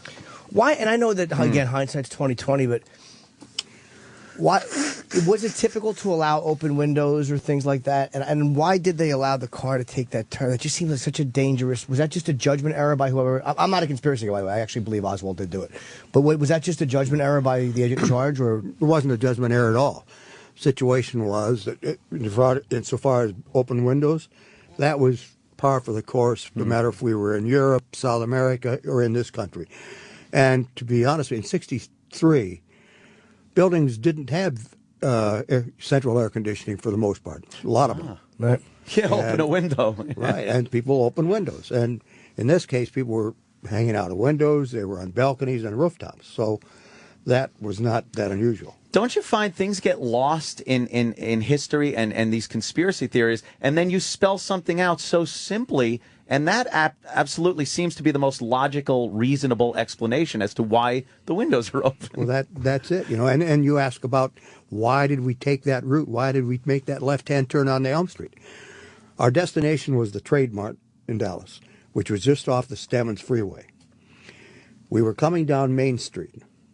Now, Main Street, if we would have gone straight ahead, we would not have been able to turn right onto Stemmons Freeway, which is what we had to do in order to get to the Trade Mart. The only way to get there was to turn right onto Houston, then turn left onto Elm, go onto the triple underpass, then get on the freeway. Other than that, we couldn't have gone to the Trade Mart that way. See, there's a simple There's a explanation, logical explanation. that Right. makes a lot more sense than some convoluted There was conspiracy. actually a barricade at the end of Main Street where Stemmons Freeway was that you couldn't have turned right. And can you and then you started, you heard the shot and you ran towards the car. And there's the very famous moment of Mrs. Kennedy coming back on the car. And there was all the speculation. At first they thought, was she trying to help and pull you into the car? Because it looked like you were struggling. It appears that way, but that was not what happened. When the president was hit in the head with the third bullet, the explosion was so severe in the head that bone fragments and blood and brain matter erupted from the wound. Some of it came off and went to the right rear, across the trunk of the car. She saw that, and she was trying to reach some of that material. She didn't even know I was there. This is what she testified to later. And then when I grabbed her and put her back in the back seat, and she sat down, then his body fell into its head in her lap. Wow. So. And you were holding on for dear life as you guys are speeding towards Parkland Memorial. Yeah, we were running upwards of 80 miles an hour. Wow. And you were just holding on to the Well, back I kind of wedged myself in between the two sides of the car. Wow. So I lost my sunglasses. They blew off. Yeah, you said that was the speed. You just turned your head in the glass, which means if you would have let go. And with the car behind you was, you said, within 5 feet, right? All the time. Yeah, Did you know that moment that it was a fatal shot? I thought it was as soon as I saw him lying in her lap because his eyes were fixed. Because I could actually see into his head from the wound. Wow. And I could see a lot of the brain matter was gone. And so I gave the follow-up car crew a thumbs down. And wow.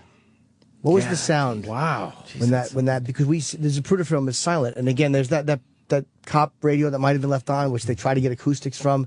Yeah. But the sound you describe of the shot is so. It's just like what could you describe it? Well, it's like a bullet hitting something very hard but hollow. Oh wow. Yeah. Like something like a melon. Similar.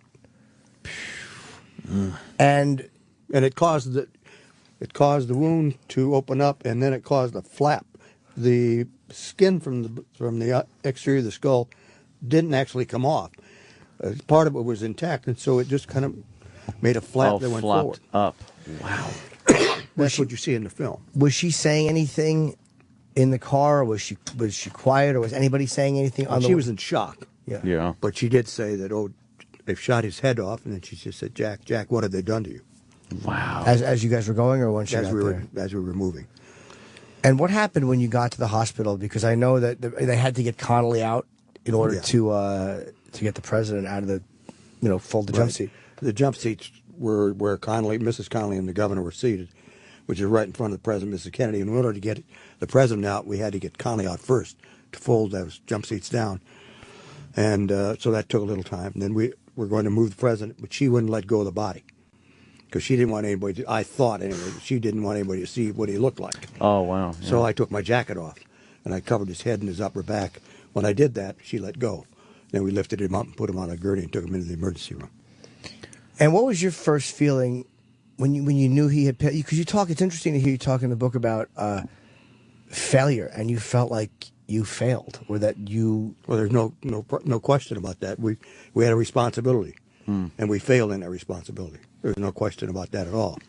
And I personally had the feeling that because I was the only agent in a position, since the way we were positioned that day, I was in a follow-up car, left side and the front. When the sound of the explosive noise came, my eyes scanned from where I was looking on my left-hand side across the president's car. I saw what happened. The other agents were scanning away from the car toward the sound noise. They didn't see what happened. I was the only one who had that opportunity, and I was unable to get there. And but if you could have jumped in and taken the shot, you would have. Oh, absolutely, certainly. What trained you for that? What trained you for the ability to throw your body in front of a bullet? I mean, just because it's against every instinct. Yeah. Well, I guess it is, but it's just something that you recognize when you accept that job that may be a possibility. And when you guys left, I know that you left D.C. and it was interesting in the book where you talked about how his son liked to go on the helicopter, and he liked to take his son on the helicopter with him. John loved helicopters, and he that morning they had agreed to allow him to ride with him from the White House to Andrews Air Force Base, where Air Force One was located. And so Agent Foster came with him when we flew from the White House to Andrews, and then Mommy and Daddy got off to get on Air Force One, and he really started to cry. He wanted to go with them. We knew he couldn't go, and the President, Miss Kennedy, knew he couldn't go. So they tried to, appease him a little bit. And then the President turned to Agent Foster and said, Agent Foster, will you look after John until I get back? And that really aided us over the years because we knew what happened. Yeah, He never did come back. So that bothered us a great deal. What was the last thing he said to his son? They mentioned to him that, we'll be back and we bring you back something special for your birthday, because his birthday was the next Monday. Oh, wow. The 25th. And that would turn out to be the day of the funeral. Wow. That's rough. Yeah, it's really, it's these things that I've never heard any of this stuff before told from the perspective of, because you're the agent that everybody mentions, not in a negative way, but just as the most famous agent associated. I was there. Yeah, you were there. Because you were there. And you saw it. Were you the one, too? There was an interesting thing where in Parkland Memorial, you talked to Robert Kennedy. Yes, I was on the phone with the White House talking to my supervisor. And the operator cut in and said, Mr. Hill, the Attorney General wants to talk to you. And apparently he had received a call from J. Edgar Hoover. And Hoover just simply said to him that the president's been shot. He didn't give him any more than that. So when the Attorney General talked to me, he said, Clint, he said, what's going on down there? So I explained to him that the governor had been shot, his brother had been shot, the president, and that we're in Parkland Memorial Hospital in the emergency section. And he didn't realize how bad it was. And so he said, well, how bad is it? And I did not want to tell him that his brother was dead. So I just simply said, it's as bad as it can get. And when I said that, he just hung up. Wow. That's how Yeah. And you describe the mood in the hospital. It just, when you read it, it seemed unimaginably hopeless. This feeling you guys seem to be having, like almost like in a zombie state, walking around, not quite believing what had just happened. Well, we were emotionally it really hit us, but we had a job to do still. And in the hospital, I'll say this for the staff there, they did everything they could trying to revive him. They didn't leave anything left. Were you in the room when they were trying to revive him? I was on the phone right outside the room. Right outside the room? My supervisor went in and out of the room, and Mrs. Kennedy went in and out of the room. And they tried to stop her at one point, didn't they, from going in? Yes, just before they decided that it was hopeless and they was going to pronounce him dead. And the Dr. Berkeley interceded and permitted her to go into the room. Oh, because they just so she could be with him when he died. Were there moments that, like, as you go through talking about bringing the casket onto Air Force One, were there moments where you would kind of go in and out of believing what happened? Like, were there moments where it would just, like, you'd see something that it would just hit you, the reality of what was happening? Because you said keeping busy is kind of what kept you going. It was. That's what really kept you going. And if you had any downtime, it's when you got to thinking, and you would go into a really deep depression. So the thing was, keep busy. Yeah. Well, we were able to do that because there were so few of us, and there was nobody to replace us. Huh. And we didn't have any counseling, nobody there to talk to us about this. So it was just work, work, work. And, for example, that night we finally got back to the White House after the autopsy at Bethesda and everything. And the body was placed in the East Room around 4:30 in the morning. About 6, I felt comfortable with Mrs. Kennedy being up on the second level of the private residence area to leave the area and go home for a while. So I went home and changed clothes, showered, got a little bit to eat, and then I came right back. And I worked all that next day until midnight. Came back early on Sunday morning, worked all that day again until like midnight. What were your duties in the days after that? During the funeral? Yeah, like in between the leading up to the funeral, right? When you got back to Washington, in between that and the funeral, what were your day-to-day the business? I was standing by for her most of the time and trying to answer questions. She wanted to do certain things in the funeral. For example, she wanted to walk. Right. Yeah. And not just from the White House to St. Matthews. The whole way. She wanted to walk the whole way. And how long of a walk would that have been? Well, from the White House to the Capitol, and then back from the Capitol to the White House to St. Matthews to Arlington National Cemetery. Yeah, that's a lot of walking. Yeah, it's possible, no problem. I mean, with her condition, she could have done it, sure. But it was a security nightmare. Yeah. Because it was just not she and the children and the family members. It was the president and his wife, First Lady Mrs. Johnson. It was all the visiting heads of state, including Charles de Gaulle from France and Haile Selassie from Ethiopia, the presidents of Ireland, Germany, just all, over 100 heads of state there. So finally it brought down, she agreed that she would just walk from the White House to St. Matthews, which was better than the original plan. Wow. Of walking to have to protect, because they were going to walk if she walked. They couldn't. Oh, there was no question about that. They weren't going to, get in a car and follow this lady walking down the street. When was the last time you actually saw her or with her? At the funeral for Robert Kennedy in 1968, and then she got married that fall. So you saw her at the funeral. Did you speak at all at Robert's funeral? Not because I was at that time the agent in charge of presidential protection. I was with President Johnson. And so you didn't get a chance. When was the last time you actually got a chance to speak to her? I talked to her periodically between 1964, when I left and returned to the White House, and 1968.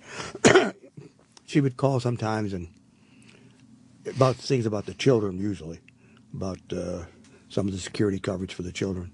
She was always concerned about, the children being allowed to do certain things, and so I would talk to her about that. Did you miss her on a personal level? Very much so. Really? Yeah. She was a wonderful person, a lot of fun. Yeah. And there's been this speculation. I know people have asked you about it. If you were in love with her, and I kind of, it sounds like a trite question, but reading, you said something about when she looked at you, and you said there was no lying to me in her eyes, which sounds like it's not a sensual thing to say, but it's an intimate, it's a very close thing. Well, we knew each other very well. She knew my secrets, I knew her secrets.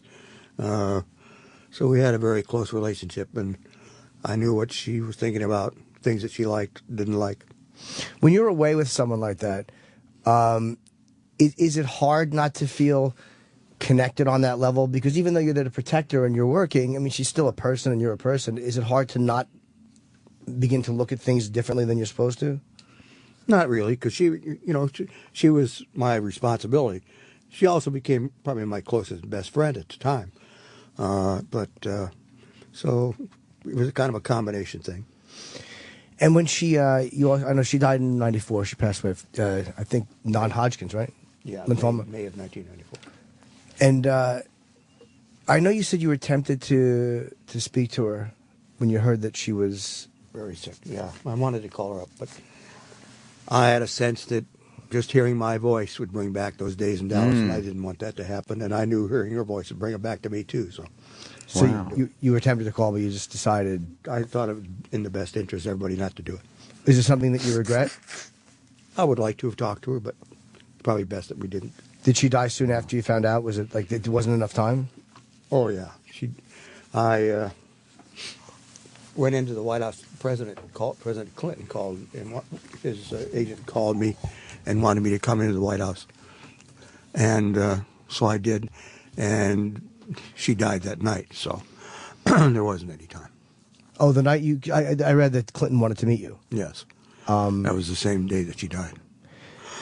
I guess the guys like Clinton and Obama and all these guys who, I mean, because every American president since Canada, even if they didn't like him politically, kind of revered him, with the exception maybe of Nixon, who knew him, or people who knew him. They must all want to just ask you what he was like, or what type of a person he was, or how it was to be in that part of history. Well, he was a real down-to-earth guy. I mean, he was a man's man. He knew all of us, the agents by name, for example. We had been with President Eisenhower. He called us all, "Hey, agent." Oh, really? Hey, agent. But now, did it feel rude when he would say that? Or? No, because he was here was a guy been a general. Yeah, and we were just part of his troops, and so that was the easiest thing to do. Hey, but that's how they talk to us here, but it's "hey, scum." With President Kennedy, it was first name basis, and he'd ask about your family, and he knew every one of us. He really was that charismatic guy that everybody absolutely was. But it seemed like when he was in the room with the First Lady, though, it seemed like she was the one everybody focused on. Like she was like the only person that seemed to be almost larger than life than he was when they were together. Well, that was true when we'd go on trips. We'd go to overseas to a country, and she would draw just tremendous crowds wherever she was when she was alone. And if she were with the president, the size of the crowd would normally double what he normally would receive because of her presence. And then the fact that she spoke the foreign languages that mostly in the countries we were visiting, that just made it that much more that she was popular among the people. And I'm sure you have stuff from that time in your life. It was interesting. What is your most prized thing that you have from the Kennedys? I'm sure that they gave you something. Was it a note or something that you got from them? Well, I have so many things.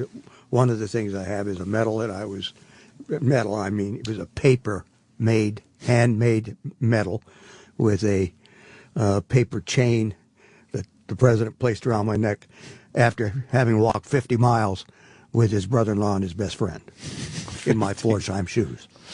Why'd you walk 50 miles?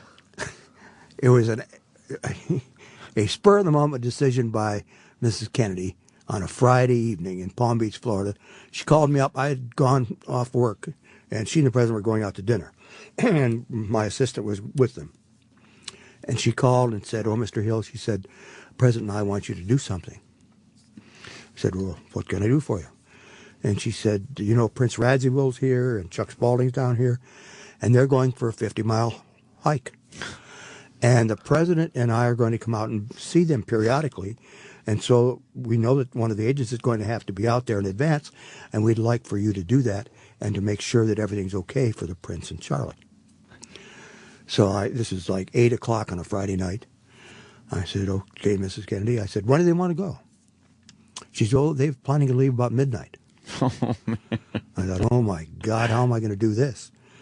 So I said, "Okay, I'll be right there." So I hung up the phone and tried to think, what the heck am I going to wear to do this? And I had a sweatshirt there with me and some things, but the shoes I had were regular dress Florsheim shoes, similar to the ones I have right on now. My You had no sneakers? Wow. 50 miles in dress shoes. Wow. And so at midnight, we started down the Sunshine Parkway in Florida and kept going until we finished the 50-mile hike. How long? So we started at midnight Friday night. We finished that Saturday evening. I wouldn't give you the exact time, but in the evening. That's crazy. Wow. Almost 24 hours. And you obviously you all carry weapons. Is there the Secret Service doesn't just you didn't just have a pistol. What do they give you like a I've heard the secret the agents could put a gun together really quickly. Anthony, you may know. Listening to this. I don't know. You're hilarious. Anthony, you may want to. Well, no, I don't know what weapons they carry. I'm sure you had some kind of heavier stuff than just your. Well, on that hike, I didn't. Oh, you didn't. You just had your What revolver. did the agents carry? Revolver. I had a 2.5-inch Smith. Oh, okay, yeah. What did the agents carry in 1962? I'm sure it's different than what they have today. Most of them carried 4-inch, 38 caliber weapons. Your old service revolver kind of a thing, yeah. That was the standard issue. And what about if you needed a little bigger punch? They eventually went to a Magnum. Oh, okay. Were there any little submachine guns underneath some of the clothing? At first, we used a Thompson 45. Oh man, that's a kind of a big thing to hide. Yeah, well, yeah. heavy to Then carry. they went too. to an AR-15. Again, a little big. Then we went to an Uzi. Oh, okay, yeah. You guys carry Uzis? A little smaller then. Wow. How much do you, or how annoying do you find the conspiracy theorists who say things that you just know isn't true? They're very annoying, but I've gotten to the point I just ignore them because most of it is so foolish and stupid that it's not believable by anybody. I can't see how they believe it. Was there ever one you heard that made you go like, huh? Because you'll always hear one thing that makes you like, oh, that's possible. There are a couple. One was that the driver of the presidential vehicle turned, drew his revolver, and fired and shot the president. Well, if you knew the configuration of the car and where all the people were seated, it was impossible for him to do it. And if he'd have tried, he'd have probably hit Mrs. Kennedy in the head because at the time of the shot, she would have been almost between the driver and the president. The second one was that the guy that was handling the heavy weapon in the follow-up car, George Hickey, that was his name, shot the president with that weapon. And it's just so... He was in the back of the follow-up car between the president's closest political aide, Kenny O'Donnell, and the president's personal closest friend, Dave Powers. And... Don't think they would have allowed that. Well, and back there with him was another intelligence agent. So, I mean, yeah, it's ridiculous. It just wasn't feasible. I've heard the guy in the sewer. I've heard that there was a guy, that was another great one, that there was a guy actually in the sewer on Dealey Plaza. Yeah, I mean, Umbrella Man? Umbrella Man, Umbrella sure. Man, yeah, he was yeah. a signal. Oh, absolutely. Oh, God. And it's silly how these things catch on and people they want there to be... What do you think it is that people just want there to be something more? Well, they can't believe that one person did this alone. Has the power to do that. It almost makes you feel a little too vulnerable. But if you go into assassination history, you'll find that almost in every case, it's one person that acted alone.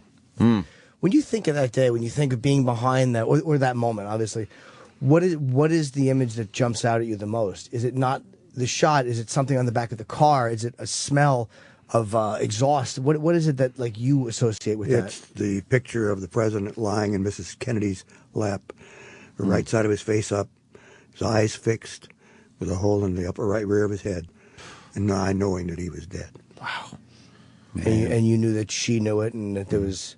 And that's embedded in my mind, and it just will never leave. After you left the White House, and how did you deal with? Was there depression or grief or what came after? I was fine as long as I kept real busy, and eventually I was transferred over to headquarters. This is in 1971 or so, and given a desk job, deputy assistant director for protection. Because of that, I had a lot of time to think. And the assassination just weighed on me day after day after day. And I became very depressed, and because of that, physically had problems. So when I retired in 1975, I was becoming a real physical wreck. Then I did an interview with 60 Minutes that fall. And then I just went into a deeper depression, and I started to drink. And I secluded myself in my home, in my basement, with lots of scotch and a lot of cigarettes. And I lived out like that for 7 years, cut myself off from all my friends and associates. They'd come by, and I wouldn't even acknowledge them hardly. Finally, a doctor, a friend of mine, said, you have a choice, live or die. You either quit what you're doing or you're going to die soon. So I quit. Cold turkey. Wow. And I eventually recovered. By 1990, I went back to Dallas to walk the area of Dealey Plaza, to go up in the 6th floor depository and see from the shooter's advantage point what it looked like. And I came away with the conclusion that, well, he had all the advantages that day. We didn't have any. And because of that and the configuration of everything, the angle of the street, because Elm Street runs away from the building, gives him really a great shot from the right to the back. And he was only about maybe 100, 120 feet away. It's not going side to side either. No. You got a pretty much, Straight it's on virtually a stationary target at If that you ever point. go there, you're going to say to yourself, I didn't realize it was this short a distance. Yeah, I've It's been close, to, yeah. We went We've together. seen it. And how did it feel being back there, just walking on that plaza and seeing Well, that? it was very emotional at first. And that was the first time I was back there. And then I went back there again in 2010. Oh. We had a reunion of the agents who were still living and had been there. And we all got together for the first time and discussed it. We had never talked about it before among ourselves or with our families. Wow. And so for the first time, after 47 years later, we talked about it. And how was that? Very emotional. And Discovery Channel did a special on it. On you guys all discussing it. And they interviewed each of us. And it's rather emotional to watch. Hell yeah. And the driver was, so most of those guys are still living, or all of them? It's only about 17 of us left. How many were there originally? 34 on the president's detail, 2 with First Lady, and 3 with the 2 children. And it's really, the depressing thing is, too, that the Kennedys all died young. I mean, even Jacqueline Kennedy was 64, but that's not old compared to... Not today, compared to today's rate, no. And John Jr., very young. It's just a tragic, tragic family. I mean, it seems like the Kennedys have all this mystique around them, and they were this blessed family, but there's been a lot of tragedy. Well, I mean, there were some before the president. I mean, his brother Joe was killed in the World War II. His sister, Kick, they called her, Kathleen, was killed, and so the entire family had... Didn't they have a son pass away as well? JFK and... well, Joe. Oh, who was that Patrick that died? Or? Well, that was President and Mrs. Kennedy's son, Patrick. It was, yeah. Yeah, he died in 1962. He was born on August 7th and died on August 9th. Wow. Jeez. Yeah, a lot of tragedy there. Unbelievable. The book Amazing. the book is called. I'm sorry, I babble so much, guys. The book. No, man. please. We It's did so great. fascinating. The book is called Mrs. Kennedy and Me. And there's a great shot of you guys' profile on the cover. She's like in a sailing outfit. She looks really beautiful, and you look like you're listening to whatever she's telling you. And Clint Hill. And are you doing any signings with this or no? Yes. Oh, do you know? Do we have information on a signing? Well, we're almost through signing here in New York. We signed last night at Barnes & Noble. Our next city will be Kansas City on Wednesday the 11th. Can I, one final question. It seems like you got your life back together in 1990, right? More Yes. or less. So what have you been doing since 1990? Well, I did a little bit of consulting work with various people, and then started to work on this book, on the book for a previous book called The Kennedy Detail, right, which was written by a former agent friend of mine, and Lisa McCubbin, who wrote this book. We call it our book because she's the one that really wrote it. Well, you still dictated to her what happened. I mean, without Well, yours. I told her things, and she wrote it down. Yeah, that's fine. I like Clint Hill. He's all right, man. What a secret keeper too. What a secret keeper. I mean, you guys. Secret keeper. I mean that in a positive way. You guys didn't discuss it. I mean, just men back then were different. Like such a fucking emotional boob. These guys back then were just rocks. And you know he knows stuff that he'll never tell. Of course. We're not even going to try to get it out of you. We know. Wouldn't be a secret if I told Yeah. her. But I know. I can look in his eyes and know he's just one of those guys. He'll never give up some stuff. That's why I couldn't do what he does. Besides the whole man factor and Right. jumping in front of something, which I wouldn't be willing to do. Oh, hell no. In hindsight, I babble. in hindsight, when you look back at what you went through, it obviously was post-traumatic stress. Oh, yeah. Would you have been open to the type of help that's available now, or would you back then have considered that almost weak? I think we probably would have considered it weak. It wasn't available to us. first Right, of all. yeah. And we didn't have anybody to replace us, so we could have done that anyway. But we probably would have all felt that we were stronger than that. We shouldn't have to do that. And when you got together and spoke with the other agents, did you all have that in common? That kind of depression and the what is post-traumatic stress? Everybody had the same thing. Wow. And is it kind of did it make you feel better realizing that everybody else was going through the same thing? Well, yes, and it just made us feel better just talking about it, right? Getting it out. And I think the one thing we all would have tell you is that the best thing could have been is if we would have counseling. A little, or maybe even just talked about it a little earlier among ourselves, amongst yourselves. Yes, yeah, it would have been beneficial. Yeah, commiserate a little bit. Yeah, wow, amazing. Yeah, fascinating. you look great. I don't know exactly how old you are, but I'm 80 years old. You look Wow, fantastic. doing something right. Wow. By the way, you can Healthy. order the book through our Facebook page, Opie and Anthony. It's nice really? to know Okay. also Yeah, you could yeah, spend 7 years drinking and smoking and still maybe squeak out 80 more out years. 80? You know? Well, I don't recommend it. Now, that is the most encouraging part, though, is if you want to lock yourself in your basement, you'll Yeah, have a few good years. You know, you got to stop eventually, but have yourself a little party. So Kansas City on the 11th, I guess, I don't know where to find out the information. If we get it, we will just We'll say get it and pass it when on, we come back absolutely. from break. Please, yeah. But you're a fascinating guy. Well, I'll Yeah, it see, brings I'll a see if really- we can't provide you that information. Yeah. And it does put a completely human element to something that people are so detached from, and seeing it in film clips and sound bites. But the human element, you saw this and you're conveying a story is amazing. Really is. Can I just ask one last question? Is what happened the first time you actually saw the Zapruder film? Well, I was really surprised at what I did see because I had no idea what it looked like. How long after did you see I it? didn't see that until sometime in 1964. Oh, you saw it before the public did then. That was okay. Well, I would think so, yeah, because the Secret Service did get the film. And then it appeared parts of it appeared in Life. They sold it to Life magazine, not the Secret Service. Zapruder. Abraham Zapruder, yeah. I think, isn't that like 5 years before the public actually saw it in that, in the Clay Shaw trial? I think it was the first time it was shown. Oh, really? I'm I guessing. don't I know. don't remember. All right, well, thank you so much. Yeah, absolutely. Thanks so much for coming in. Well, thank you, gentlemen. Appreciate it. Clint Hill, everyone. Sirius XM. This is the Opie and Anthony Show. It's almost time to go home.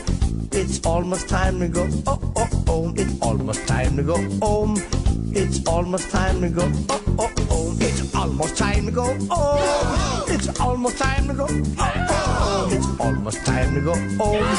It's almost time to go home. It's almost time to go home. It's almost time to go home. It's almost time to go home. It's almost time to go home. It's almost time to go home. It's almost time to go home. Boy. Call me sir, goddamn. Roland, how was that? Jimmy did a great job, by the way. I was with the publicist. I didn't hear it. Jimmy was in control. I like how the publicist was like, thank you guys, for being respectful. We, when we heard that you're going to be on the show, we were thinking, like, what the fuck were we going to, did they think we were going to do? Look. Show us your cock. Showed you fucker. Like, Did you get it in? Yeah. Well, I mean, we do have a history, but we also have a history of treating guests properly. I mean, that this guy, point, so- what the hell do you think we were going to? No, they're very happy, They by the way. probably I don't want Googled to too. confuse this. Somebody probably Googled the show. They probably just were like, what these guys were doing? Oh, That's all. God, these idiots. And me and Ann were talking, and I was like, wow, they haven't talked since 1964, because I think they had a tiff. I think they got a little tiff. And I go, of course, the tiff is, oh, that's right, my husband's dead, and you were responsible for Yeesh. protecting him that day. That would be a tiff, I think. How do you live with yourself? Because That's I mean, tough. Well, you're he obviously hired. had a hard time. You're living with hired to himself. protect the president, and he ends up dead. That's all you think in your own head. You can't really justify it and go, oh, well, this happened, and we wouldn't have been able to protect, him from this or that. You still have that in your head constantly. What he said was, like, it was weird when you read it. Like, he would put stuff in italics, like, which I thought was interesting. It's just the back thought you're having. Mm-hmm. He would say, we're going back to Washington. And then he would put in italics, back to Washington with the president in a casket. Oh, my God. Like, his thoughts. These weird back thoughts. The use of italics, as odd as that sounds, was so insightful because It gave you the narrative of what was happening, and then you just realize like the fucking. I like agonizing- italics food. Oh God. I like iPhonics. I thought I could call my italics on the phone or something. I don't know what I know. Or like Japaneseics. Or something. That was an amazing interview. That was really great, man. It was. He was phenomenal. You could see the 1 degree of separation between him and history. I mean, the way he talks about it isn't like anything I've ever seen before. And I've talked with many people about the Kennedy assassination and whatnot. But there's that thing that separates you from it. And he's a link to that whole thing. And the way he describes it firsthand, being on the back of that limo, looking at his face with his eyes fixed like that, it brings you closer to that situation and it makes it more real. Because it's from memory. Yeah. It's from memory. He remembers that. He described that head being hit as the sound a melon makes when it gets shot, and you can fucking hear that. Like I know what that would sound like. The to me the hopelessness of hearing that, like of knowing. You know what? I think I finally believe Oswald did it. Yeah. Finally today. Also, him knowing the president of the United States, Kennedy, was dead before anyone else knew. Like that split second, he's like, me and Jackie Kennedy are the only people on earth that know the president's dead, and it's going to be the story of history. He knew down at that fucking second. He thumbed down. Is it on video somewhere where he's giving the thumbs down like you described? No, that's because that was. I always say video. You know what I mean? Film. That was Zapruder fucking card. No, that was also because that was after I'm sure the car was out of view. That was probably once they were going because the Zapruder film only shows them zipping towards the underpass and that's it. No one else picked up from that point on. No, there was Along no the cameras. route? There's a couple of Back videos of then, the assassination. yeah. Wait, there's a lot of photos of it. Right. A lot of photos. There's a few 8mm There might kind be of three movies and three shit. videos of it or something. Yeah. But it wasn't like now where everybody would have had their phone out. It's amazing there's any video. 800 angles of what happened if people had phones like they do now. When you say when he talks about looking in and seeing the vacant eyes of Kennedy, oh my and God. seeing inside of his head and the brain matter, He sees that every day of his life now in his head. he knows what that looks like. Like that's a memory from here. It's so weird to connect to something that big in history. I know. I never have people sign my books and stuff, and I'll read this one too. I don't read. It's for fucking fuck's great. sake. What I've read, I have not read all of it. Obviously, I skimmed the first chapter and then the end and the epilogue. Were you amazed that he didn't go back until 1990? No, I mean That's 27 years. That would be fucking, though. You know, think of the worst time of your life. Why the fuck would you want to go back to the same place again? Oh, it's You history know? and all that. Yeah, it's history, but for him, it's just a personal moment of failure, of sadness, of horror. You know, I wouldn't want to go back either. He's a shorter guy than I thought he would be. He was a smaller guy. He sounded a lot taller on the radio. God, he knew the Kennedy. He can sit there and remember John Kennedy's handshake, or the way his cologne smelled, or these weird... The pussy on his fingers. Yeah, absolutely. From that goddamn intern. Clint, give me a nose.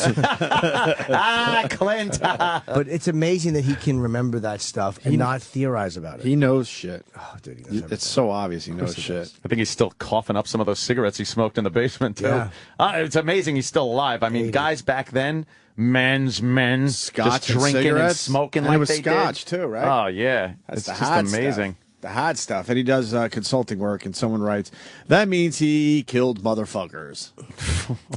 Imagine he's been taking it out on people for the last... Who knows how many years? Working people over.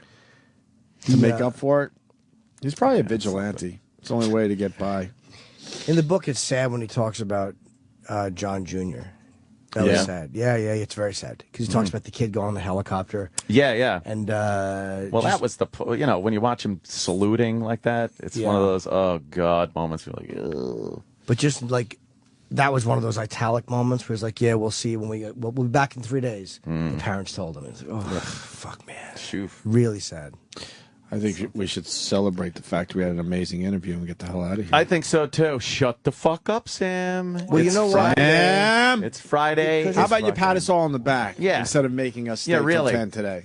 I don't Just know when how you just became when- our boss, by the way. I'm confused by that. You know what? Just when you think you're doing a show, think of what we just did and realize that's a fucking radio show. Not, Troy's going to yell at some girl today.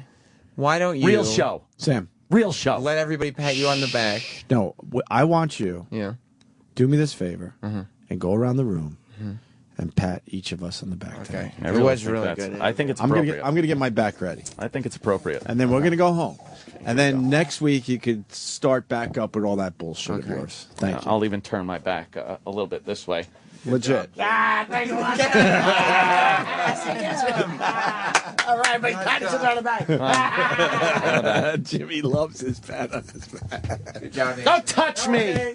He doesn't like being touched. Good job, Opie. Thank you. That's it. Pats on the back all around. And How are you going And to Roland follow this show? for yes, Good job. booking the guest. Fuck Tara Reid is what I say. Tara Reid has a fake flu, can't come in here, and we got a guy that was part of history that did the show. Yeah. All right. Wow, that was amazing. That's it. Where do you go from here? I say home. An interview. Oh, we forgot to ask about Mimi Beardsley, though. I wasn't going to bring up Mimi I Beardsley. would have, but he probably wouldn't even remember her. Yeah. Another an intern from 40. Oh, great. That's so. I would ask somebody about that who was on Kennedy's Intimate Detail. Yeah. But for him, like the assassination. Mimi Beardsley. I thought of it, but I'm like, he won't. What's he gonna say? I think he had a Halle Berry moment, when she was mourning and then had that sex. I wonder. With, what's his Jackie? name?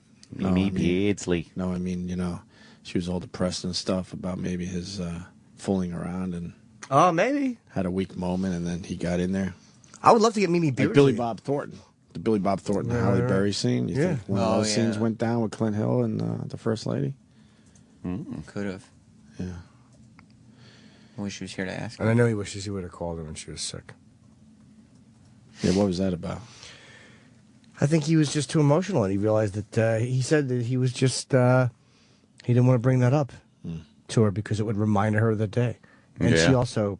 So they obviously were really good friends, and then I'll shut up. He didn't see her past 1964 because it was just too painful to see anyone from that day. Yeah, it was just too.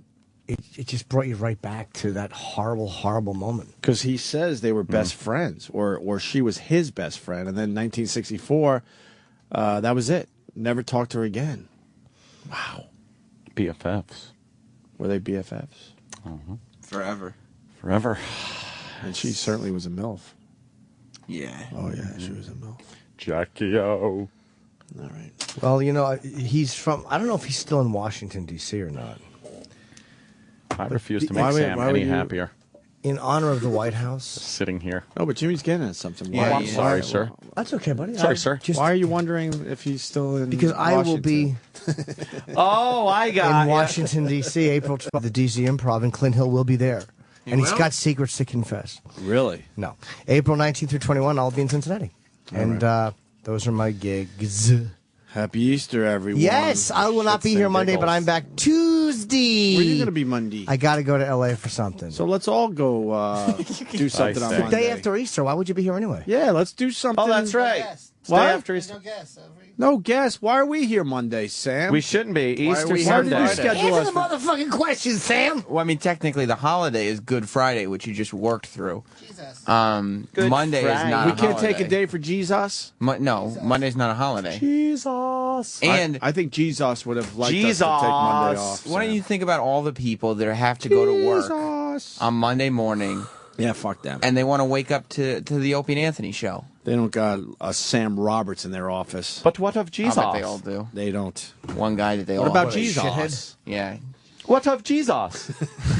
You guys are not religious people. We are very religious. Don't fucking get You have into no my idea. religion, my friend. Maybe I'm not into organized religion, but I have Jesus in my life. Disorganized. I like disorganized religion. Yes, where everybody runs wafers on around the floor. going, God, Buddha, Muhammad, Christ, he's here, he's not here. Nobody knows Jews. We killed them. No, we didn't.